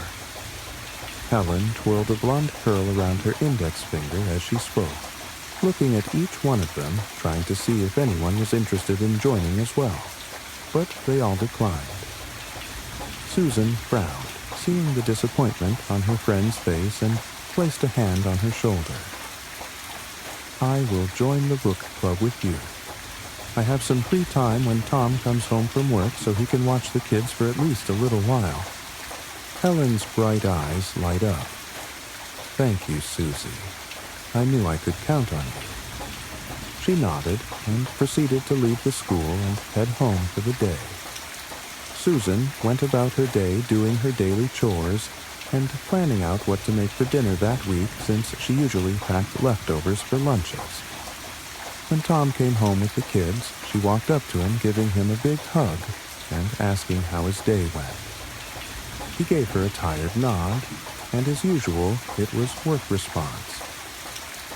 Susan smiled and held his hand for a short while before he went to go shower and sit down to dinner with his family. During that time, she would bring up the book club. Helen asked if I would join a book club with her. Susan casually brought up poking her fork into the green beans on her plate. Tom tilted his head to the side, chewing a bit of meatloaf before responding. The blonde? I honestly did not think she had ever picked up a book before. The children snickered, and his wife pouted. "Thomas." She scolded, and he shrugged, taking another bite before sipping his drink. He always disliked Helen, ever since they had met back in high school when she had introduced Tom as her boyfriend back then. Tom told Susan that Helen was clingy and always got her into some type of trouble. "If you want to go, I don't mind watching the kids for a while." "Thank you." Tom nodded and finished his meal, gathering up the empty plates to wash them in the kitchen. The following day, Susan met up with Helen to walk over to her next-door neighbor's house. A woman with dark, slicked-back hair tied into high ponytail answered the door. "Helen, it's so good to see you." She greeted with a smile, and it faded when she looked at Susan. "Oh, you brought a friend with you." "Is that okay? I am sorry, I should have asked." Helen pouted, and the woman brushed it off. "It's perfectly fine, the more the merrier." The woman muttered and looked at Susan with a forced smile. "Welcome to the book club."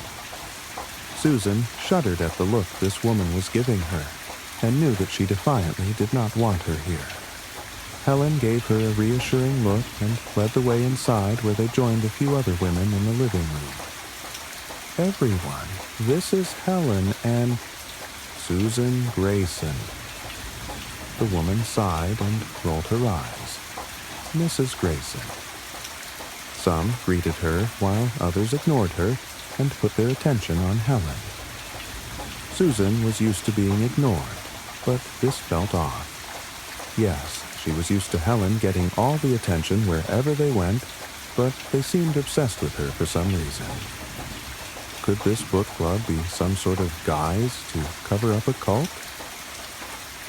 Now, let's begin reading from the book. The leader of the book club began taking out a leather-bound tome.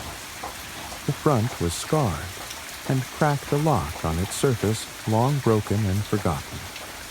When she opened it, the tome's pages were yellowed and brittle, filling the room with scents of dust and decay.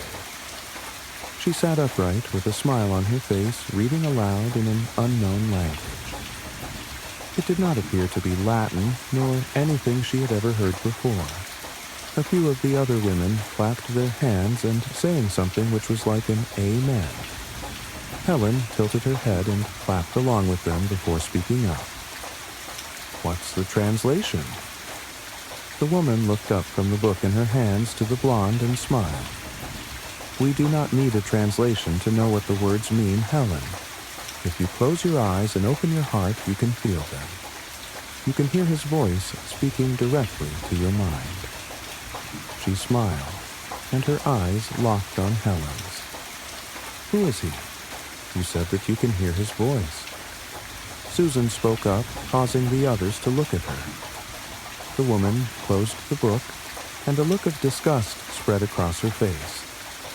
"You have just joined us, and yet you dare ask what his name is. First, you must prove yourself before we will ever allow you to utter his name." "Prove myself? We just joined today." Susan thought to herself, raising an eyebrow inquisitively. The woman held her head high and looked away, her eyes settling on the group. "You are dismissed for today. Please return next weekend for another reading." As Helen and Susan left together and out of earshot, she spoke up. "There is something wrong with that book club." "Oh, you're just imagining things." Helen brushed her off with a sigh. "Helen, I'm telling you, those people are a cult." The blonde stopped in her tracks, looking at her childhood friend, Susan. Her voice was stern, and her arms crossed in front of her. "If you keep saying such things, weird rumors will start to spread and innocent people will get hurt. So why do not you keep it to yourself?" "But Helen, Enough, Susan." The blonde turned on her heel. "I'll see you next weekend." Without another word, she went inside her house, leaving Susan completely alone. She needed to stop this, but how could she? Helen did not believe her. She thought that it was just some gimmick to get people to join the book club. How could she prove that they are bad people? Susan could not quit and leave Helen alone with those people her conscience would not allow her to. She would just have to continue to attend and find proof of what is going on between the lines that Helen is too oblivious to see. When the weekend rolled around, Susan was running a bit behind and arrived late at the club meeting. She reached out a hand to knock on the door, only to find it slightly ajar. Curious, Susan pushed the door open with her foot and stepped inside. The entrance was dimly lit and void of any light. Gently shutting the door behind her, she continued further inside, squinting her eyes to see better in the darkness. Thump, scrape, thump. Was that sound from the basement? Next to the stairs was an open door with a red light spilling out across the floor and walls. Taking a deep breath, Susan exhaled slowly, taking her time walking down the stairs where she found herself in an open room with a sacrificial altar in the middle. On top of it was Helen, dressed in white robes with her eyes closed. She slowly made her way over, gently shaking her childhood friend. "Helen?" Susan spoke in an intense whisper, glancing around them. "You're late, Mrs. Grayson." Susan turned, seeing the woman with the slicked-back dark hair and a high ponytail. She turned to face her brows, knitting in a furrowed expression. Susan clenched her hands into fists down at her sides. What had they done to Helen? "What did you do to her?" "My Mrs. Grayson, I did not know you were capable of such anger. I thought we were doing you a favor." "Doing me a favor? Helen is my best friend. Why would I want anything to happen to her?" The woman tisked and walked up to the altar. "Either way, you are too late. She will not wake up until the ritual is over. Why don't you finish it for us?" She turned to Susan, handing over a yellowed page. "All you have to do is read the words on the page." She held the page in her hand, looking at the ancient dialect before her. Finish it? No, Susan was not going to do that, was she? Before she knew it, her lips moved on their own, speaking aloud the words which were foreign to her. Helen began to cough, her eyes opening, their usual light color turning pitch black, completely engulfing even the sclera. The coughing became worse, and then the gargling started as Helen spat up blood. The sound of bone and flesh being torn and cracked filled the air, and when Susan looked down, she gasped, almost bumping into one of the members who held her by the shoulders. "Watch with us, Susan, and gaze upon his arrival." The woman raised her arms in the air. They chanted a name, something which came out in gibberish when it was spoken. Volgron. Volgron. Volgron. Just what was Volgron? As Susan questioned this, she watched as a creature crawled its way out of Helen's broken open rib cage. It moved and writhed its blood-drenched body out of the broken body under it. She looked up at it, frozen in fear. The creature's body was a blend of corded muscle and jagged bloodstone. Its eyes burned like molten embers, flickering like fire. Hooked horns curved downwards from its skull, its clawed hands dripped with blood. When it roared, the sound was a symphony of death itself echoing off the walls. Whatever this thing was filled Susan with dread, and now she had released it onto the world. A white 1981 Oldsmobile pulled into the front of Lone Oak Middle School. A disheveled man in his mid-30s looked over at his daughter, who still sat in the passenger seat, her arms crossed and a scowl plainly on her face. "Scarlett, I am sorry. I could have sworn that I set my alarm last night." Leo Parker apologized as he watched his daughter unfasten her seatbelt. She tossed her hair over her shoulder and grabbed her backpack.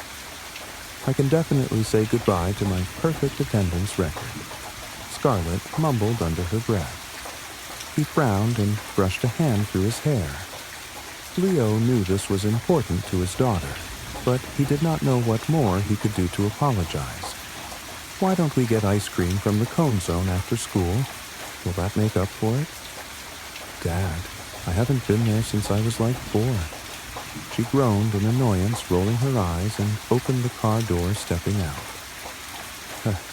"Have a good day, sweet pea." Leo waved as the door was shut and muffled his words. Watching her retreating figure walk down the cement path and into the building, he turned towards the steering wheel, gripping it tightly.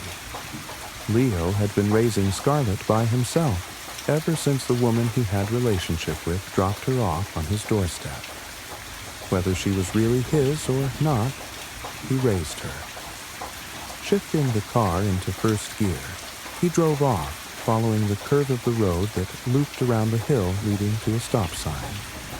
Leo Parker worked from home as an editor and set his own schedule, which was helpful, while having a preteen to take care of. At times, he felt like he was not in her life enough, or maybe he tried to get too involved, hoping that he was doing this whole thing correctly. When Leo got home, he tossed his keys onto the counter and kicked off his shoes at the door, walking into his office to power up his computer. He opened his email and noticed that a writer reached out to him about editing a short story of theirs to be sent to a magazine, Tilted, Bones, and Birch Trees. As he was reading over it, the premise was about Baba Yaga from Slavic folklore. He remembered the stories his grandmother had told him about her, mostly to get him to behave, and other times to warn him. Leo would always ask her, "How will I know it is her?" She would simply shake her head and say, "When the winds turn wild, and there is whistling through the trees which will creak and moan, and the air turns bitter cold." Those words always sent a shiver down his spine, and still does to this day. Time went by as he made a few edit notes and sent it back to the writer. Leo looked at the wall clock of his office. One of those antique cuckoo clocks let him know it was now time to go pick up Scarlett from school. Arriving at the school, he noticed his daughter was standing off to the side by herself, while a group of kids talked to each other while glancing her way. Leo frowned. Was she being bullied? Once Scarlett spotted him, she rushed up to the door and got inside. "Hey, Sweet Pea, how was you?" he began, but she cut him off by replying, "Can we just go home, please?" Scarlett fastened her seatbelt and looked down at the floorboard of the car. He frowned and nodded, figuring she needed some space before he could ask her what was going on. When they got home, Scarlett went directly to her bedroom and shut the door behind her. With this time, Leo decided to make them some dinner, one of his daughter's comfort foods. Whenever he felt down, it always helped put him into a better mood. Taking out the ingredients together, he got to work. Scarlett slinked out of her room to peer into the kitchen from the archway leading into the kitchen. "Is that French toast?" she asked, causing her father to jump and acknowledge her burning his hand on the frying pan. He let out a curse. Leo rushed to the sink, turning on the cold water and holding his hand under it. "It seemed like you were having a bad day, so I thought you'd like one of your comfort foods." Leo smiled, cutting off the water and drying his hand off on a hand towel. She smiled and scratched at her left arm. "Thanks for doing this." He nodded. "Of course, Sweet Pea." While they ate, Scarlett opened a bit about her day as she sketched in her drawing pad. She recently had one of her drawings displayed for a contest, and it was stirring up a fuss because of the subject itself. Scarlett had chosen folklore as her theme, and drew Baba Yaga. Students were saying that it moved, or sometimes the figure went missing. They began calling her a witch, a freak. Scarlett frowned, pressing down a bit too hard with her pencil, causing the lead to snap. "Everything okay?" Leo asked his daughter, looking up from his plate. She nodded, putting down her drawing pad and pencil. "Yeah, just, school stuff." "School stuff, huh? Are your classmates giving you trouble?" "Kind of." Scarlett sighed. "I had one of my art pieces displayed recently, and brows furrowed. She rubbed her hands over her knees. I think it's haunted." "So, what exactly did you draw?" Leo sat upright in his chair, looking his daughter, who met his gaze. "Baba Yaga. I remembered when you used to tell me stories about her like the ones you were told growing up. Since then, weird things have been happening with it. My classmates started calling me a witch." She told him, worried he would get upset, but he kept his composure, nodding and listening. "Would you like me to go talk to your teachers?" or the principal about this? Scarlet shook her head. Nah, it should pass. I'm sure they will get over it eventually. Leo hoped that it would too. Kids can be cruel to each other, and even push those they bully to take their own lives, and that was something he didn't want to happen to her. Thanks for dinner. Scarlet smiled and stood with her empty plate, placing it inside the sink. She excused herself and went to her room, leaving behind her drawing pad. As he cleaned up the kitchen, he noticed Scarlet's drawing pad, opened on a page that looked like a rough sketch of an old woman leaning on a cane, her eyes focused on something off in the distance. He picked it up and flipped through it, seeing not one but multiple rough drafts of the same woman, and on the very last page was scribbled writing. She's watching me, and everywhere I go, I see her. What do I do? Who can I talk to? Would anyone even believe me if I told them? Leo's heart thumped in his chest as he closed the drawing pad. It's just a drawing. No need to jump to conclusions or worked up over nothing, he told himself. Making his way upstairs, he knocked on Scarlet's door. You left your drawing pad on the table. When he was met with silence, Leo placed the drawing pad on a table outside the bedroom door. Sometime during the night, a scream woke Leo up from his sleep. Parental instincts kicking in, he leapt out of bed and ran to Scarlet's room, swinging the door open.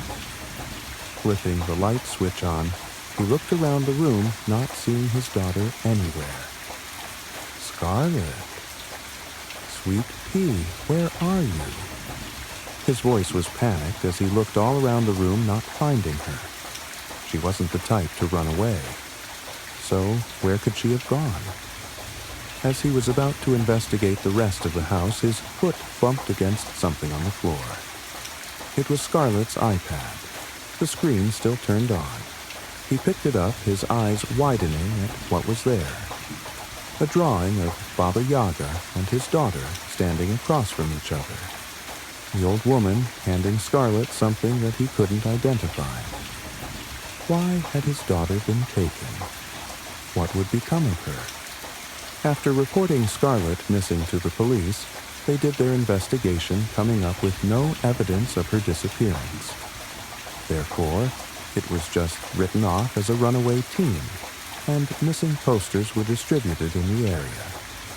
Some time had passed, and Leo engrossed himself into his work to get his mind off things.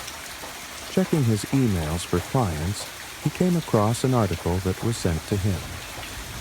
Recently, a string of missing teens from Lone Oak Middle School has gone viral. As parents have said when checking on their children at night, they walk into empty bedrooms with only a pool of blood left on their beds. Some believe this might be a suicide pact, while others think that it's a kidnapping by an unknown individual. Leo leaned back in his chair, staring at the article in disbelief. First, it was Scarlet, and now more kids from her school were disappearing. Could it be the ones who had bullied his daughter? Looking up at the drawing on his office wall, the one his daughter had displayed for the drawing contest shifted and morphed, taking the shape of Scarlet herself, a content smile on her face. May sighed with relief as she lowered her weary body to the side of the bed. Slowly, feeling every muscle and joint in her body protest, she shuffled herself into position and slid her legs between the sheets. I'd forgotten how tiring it can be running after a child, she breathed, as she propped up her pillow and settled herself against it. It's been a long time, replied Graham, not looking up from his book.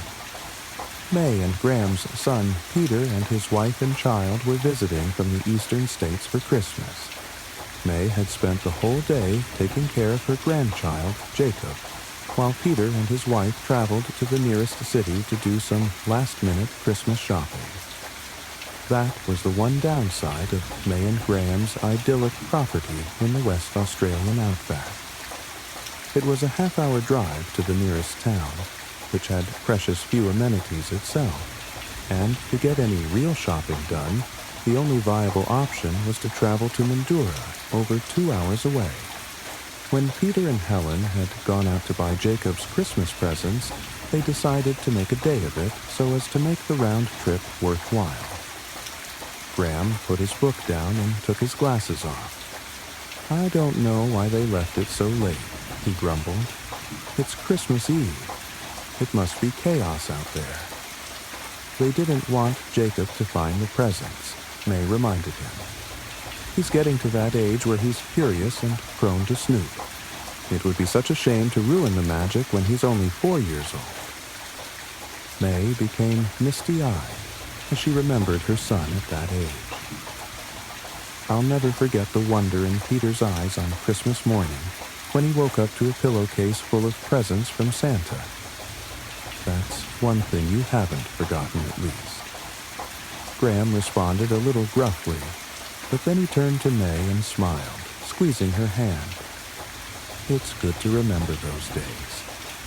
The couple sat in companionable silence for some time before May asked, "How did you manage to hide the Christmas gifts from Peter?" At this, Graham laughed. "Your mind is playing tricks on you again, love. You were the one who organized Peter's Christmas presents." May frowned. "No, that isn't right, is it? I bought Peter's Christmas present from us, but you arranged all the presents from Santa." Graham shook his head firmly. "No, that wasn't me."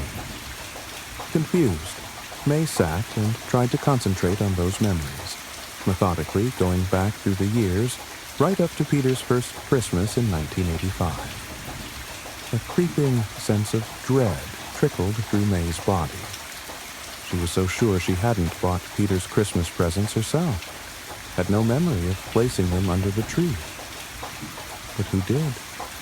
Out here in the middle of nowhere, or near enough to. Who else even could have? As if reading her thoughts, Graham suggested, perhaps it was Santa Claus. "Don't tease," snapped May, hating how thin and querulous her voice sounded to her own ears. "I hate it when you tease." Graham just laughed softly.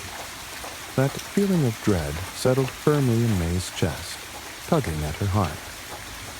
She suddenly felt that she couldn't possibly sleep. "I'm going to wait up for Peter," she announced. "Don't be like that," Graham cajoled. "You're just misremembering things again, that's all. Come back to bed." "What? No, that's not it," May lied. "I'm just worried about Peter and Eileen. I want to see that they get home safe." Graham grunted at this. "All right then, love. Just try not to wake me when you come back to bed. Early morning tomorrow." He rolled over and almost immediately began to snore. The tightness in May's chest loosened somewhat. May padded out to the living room in her fuzzy slippers.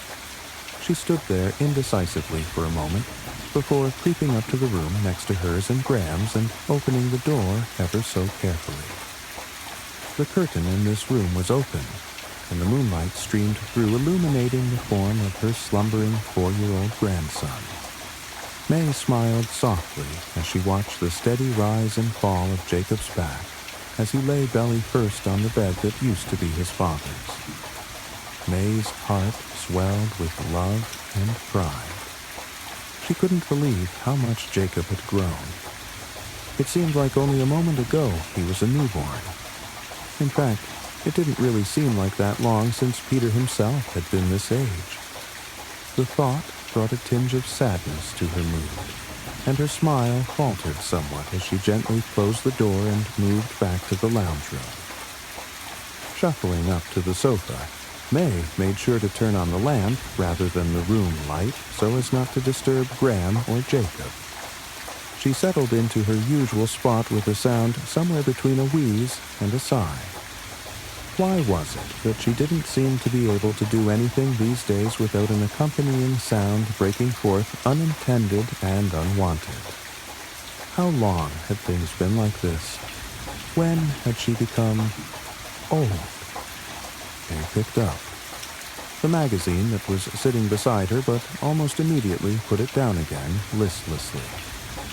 She cast her eyes around the room, and they settled on the Christmas tree, its little yellow lights twinkling merrily. The base of the tree was cluttered with wrapped gifts, and right up front and center was Jacob's still empty Santa sack that he had placed out with such excitement several hours ago before May settled him for bed. May thought again of her conversation with Graham a few minutes earlier. Perhaps my mind is slipping, she mused unhappily. The rest of me seems to be anyway. As she thought this, May found herself starting to doze.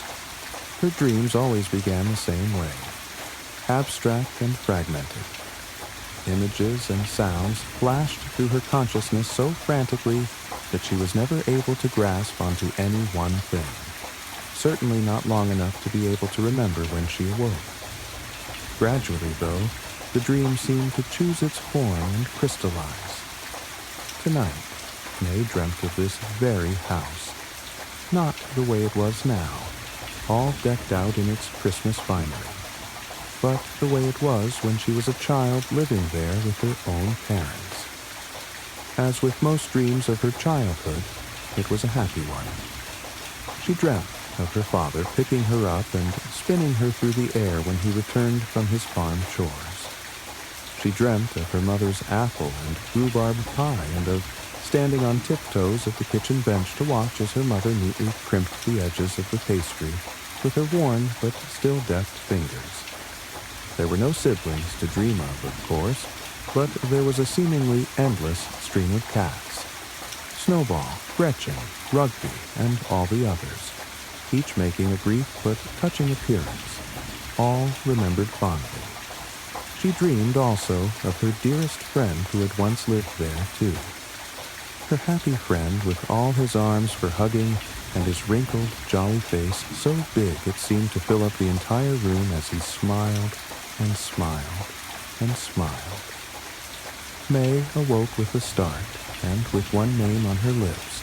"Mr. Spindle," she whispered reverently. How long had it been since she had last thought of her old imaginary friend? She hadn't forgotten, though, she realized with a kind of pride. He'd been waiting for her all this time at the very edge of her subconscious. She got up to make herself a cup of tea. The kitchen had changed since she was a child, but perhaps not as much as one might expect.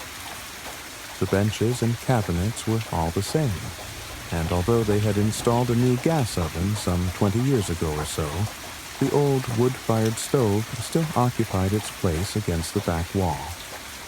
Sometimes, on cold winter days, they would light it to warm the place up. It was hot and muggy tonight, of course, so the wood stove remained cold and empty. May lay a hand tenderly on its surface as she waited for the kettle to boil.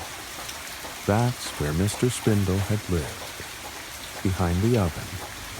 May had been a lonely child, with no siblings of her own, and no other children at all within a reasonable distance. She had cats, but cats weren't always the warmest of companions, especially for a young child. And so she had invented Mr. Spindle. Mr. Spindle was big and friendly, and smelled like cinnamon toast. He had a huge round face. In fact, he was mostly face, with only a stick of a body, much like a very young child's drawing of a person. He could make himself flat like a picture, too. He would shrink himself down and fold himself up so that he fit neatly in the narrow gap between the stove and the wall. May made her cup of tea and sat down at the kitchen table, all while looking at the old oven. These days, May often found that memories did not come easily. She had to focus carefully to ease facts and forms out of the tangled mass of her own mind. And even when she was sure of herself, Graham often insisted she was wrong. After her dream, though, the memories of Mr. Spindle came, if not flooding back, then at least trickling like a clear creek.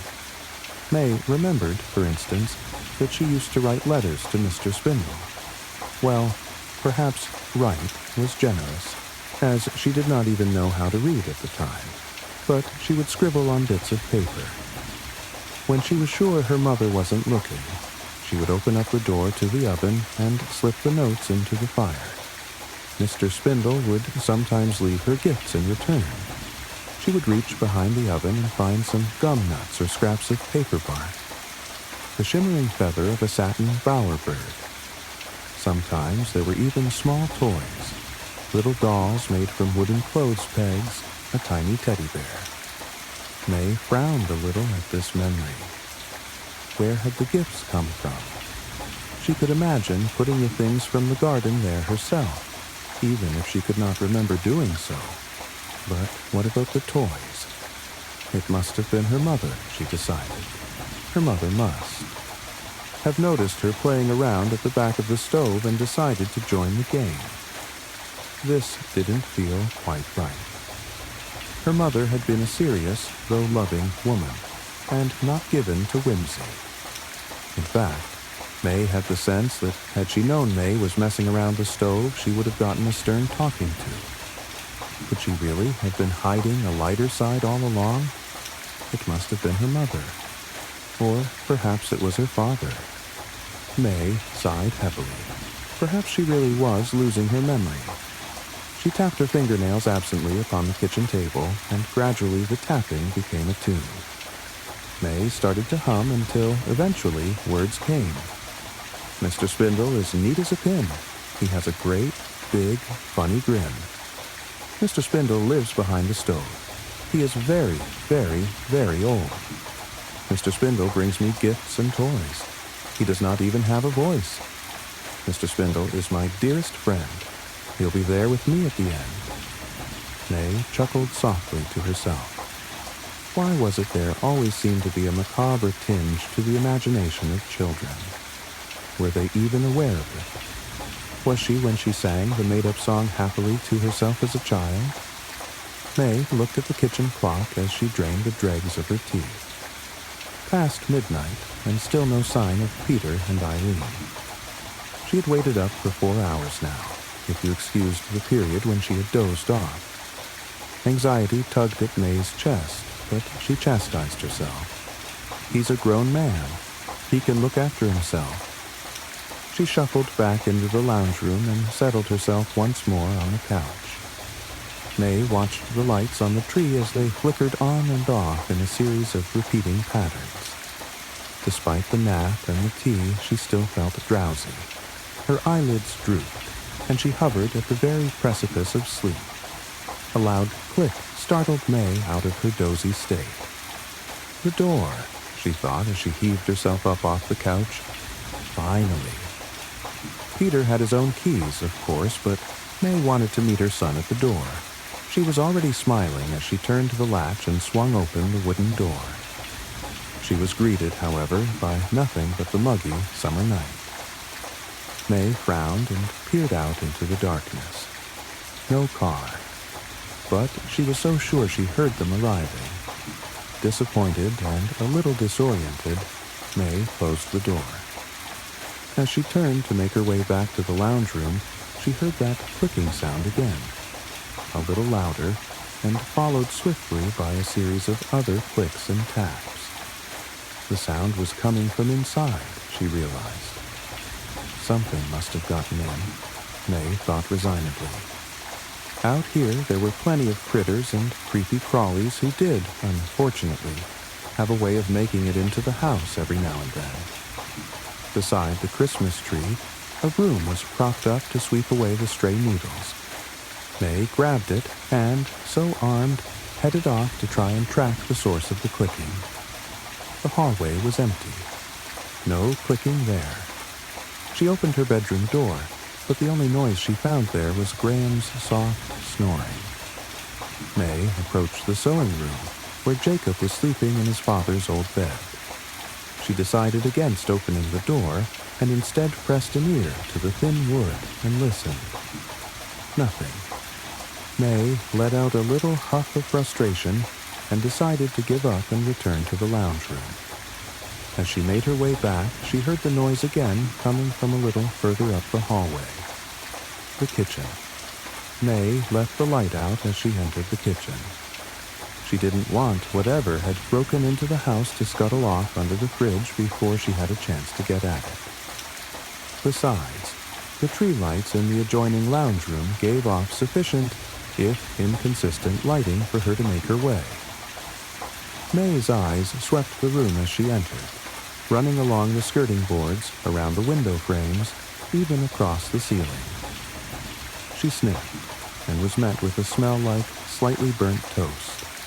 Surely she hadn't left the toaster on. She looked at the kitchen bench and saw the toaster, inert and tucked safely away. May's heart began to pound as the smell intensified. Could it be a stroke? Is this really how it all happens? She could hear the clicking noise still, but it no longer held her attention. Frantically, her eyes flickered to the gas stove, also off, before finally alighting on the old wood-fired oven. May froze. Something familiar but impossible was creeping out of the space behind the oven. A number of limbs, too many, too long, and with too many joints, seemed to unfold out of the shadows. They clicked and creaked as they stretched further out into the kitchen. Each limb ended in a kind of pincer, and each pincer held tight in its grip. A toy, a fluffy teddy bear, a tiny train set, even some sort of handheld gaming device. The thing somehow dragged them all out of the tiny space between the oven and the wall. As May looked at the toys, she noticed that none of them seemed quite whole. The teddy bear was missing an arm, and from the unfinished seam at its side hung strands of an oddly iridescent thread. The same threads hung from the other toys. Even the gaming device seemed to be somehow unraveling from the back, where the batteries should go. Gradually, the thing behind the stove revealed more of itself. An eye the size of a basketball peeked out of the shadows as the thing slowly revealed its body, which really was just an enormous, wrinkled head. Its huge, broad mouth was twisted into a manic grin, so wide it seemed to almost encircle the thing's entire head. Its teeth chattered and lips flapped in a parody of speech, but no sound came out but for the click, click, click, as the teeth met. More of those glimmering threads hung in loops from between the huge, blunt teeth. The flesh of the thing, both on its immense head and covering its many, many arms, appeared plush and velvety, which in combination with the wrinkles made May think, incongruously, of a pug. Except, where puppies wriggled and wagged, this thing seemed to vibrate slightly, its whole body shivering in little spasms. Up and down, up and down. As the thing advanced, the burnt toast smell became stronger, undercut now with something sweet and spicy, like cinnamon donuts or gingerbread. May could taste the sickly combination at the back of her throat. Somewhere inside May, something broke. As she clutched her chest, ambivalence reigned in her racing heart. She was terrified, of course, but also strangely triumphant. Gasping, she fell to her knees and, in that moment, realized two things with perfect clarity. Her memory was as sharp as it had ever been, and there was no such thing as Santa Claus.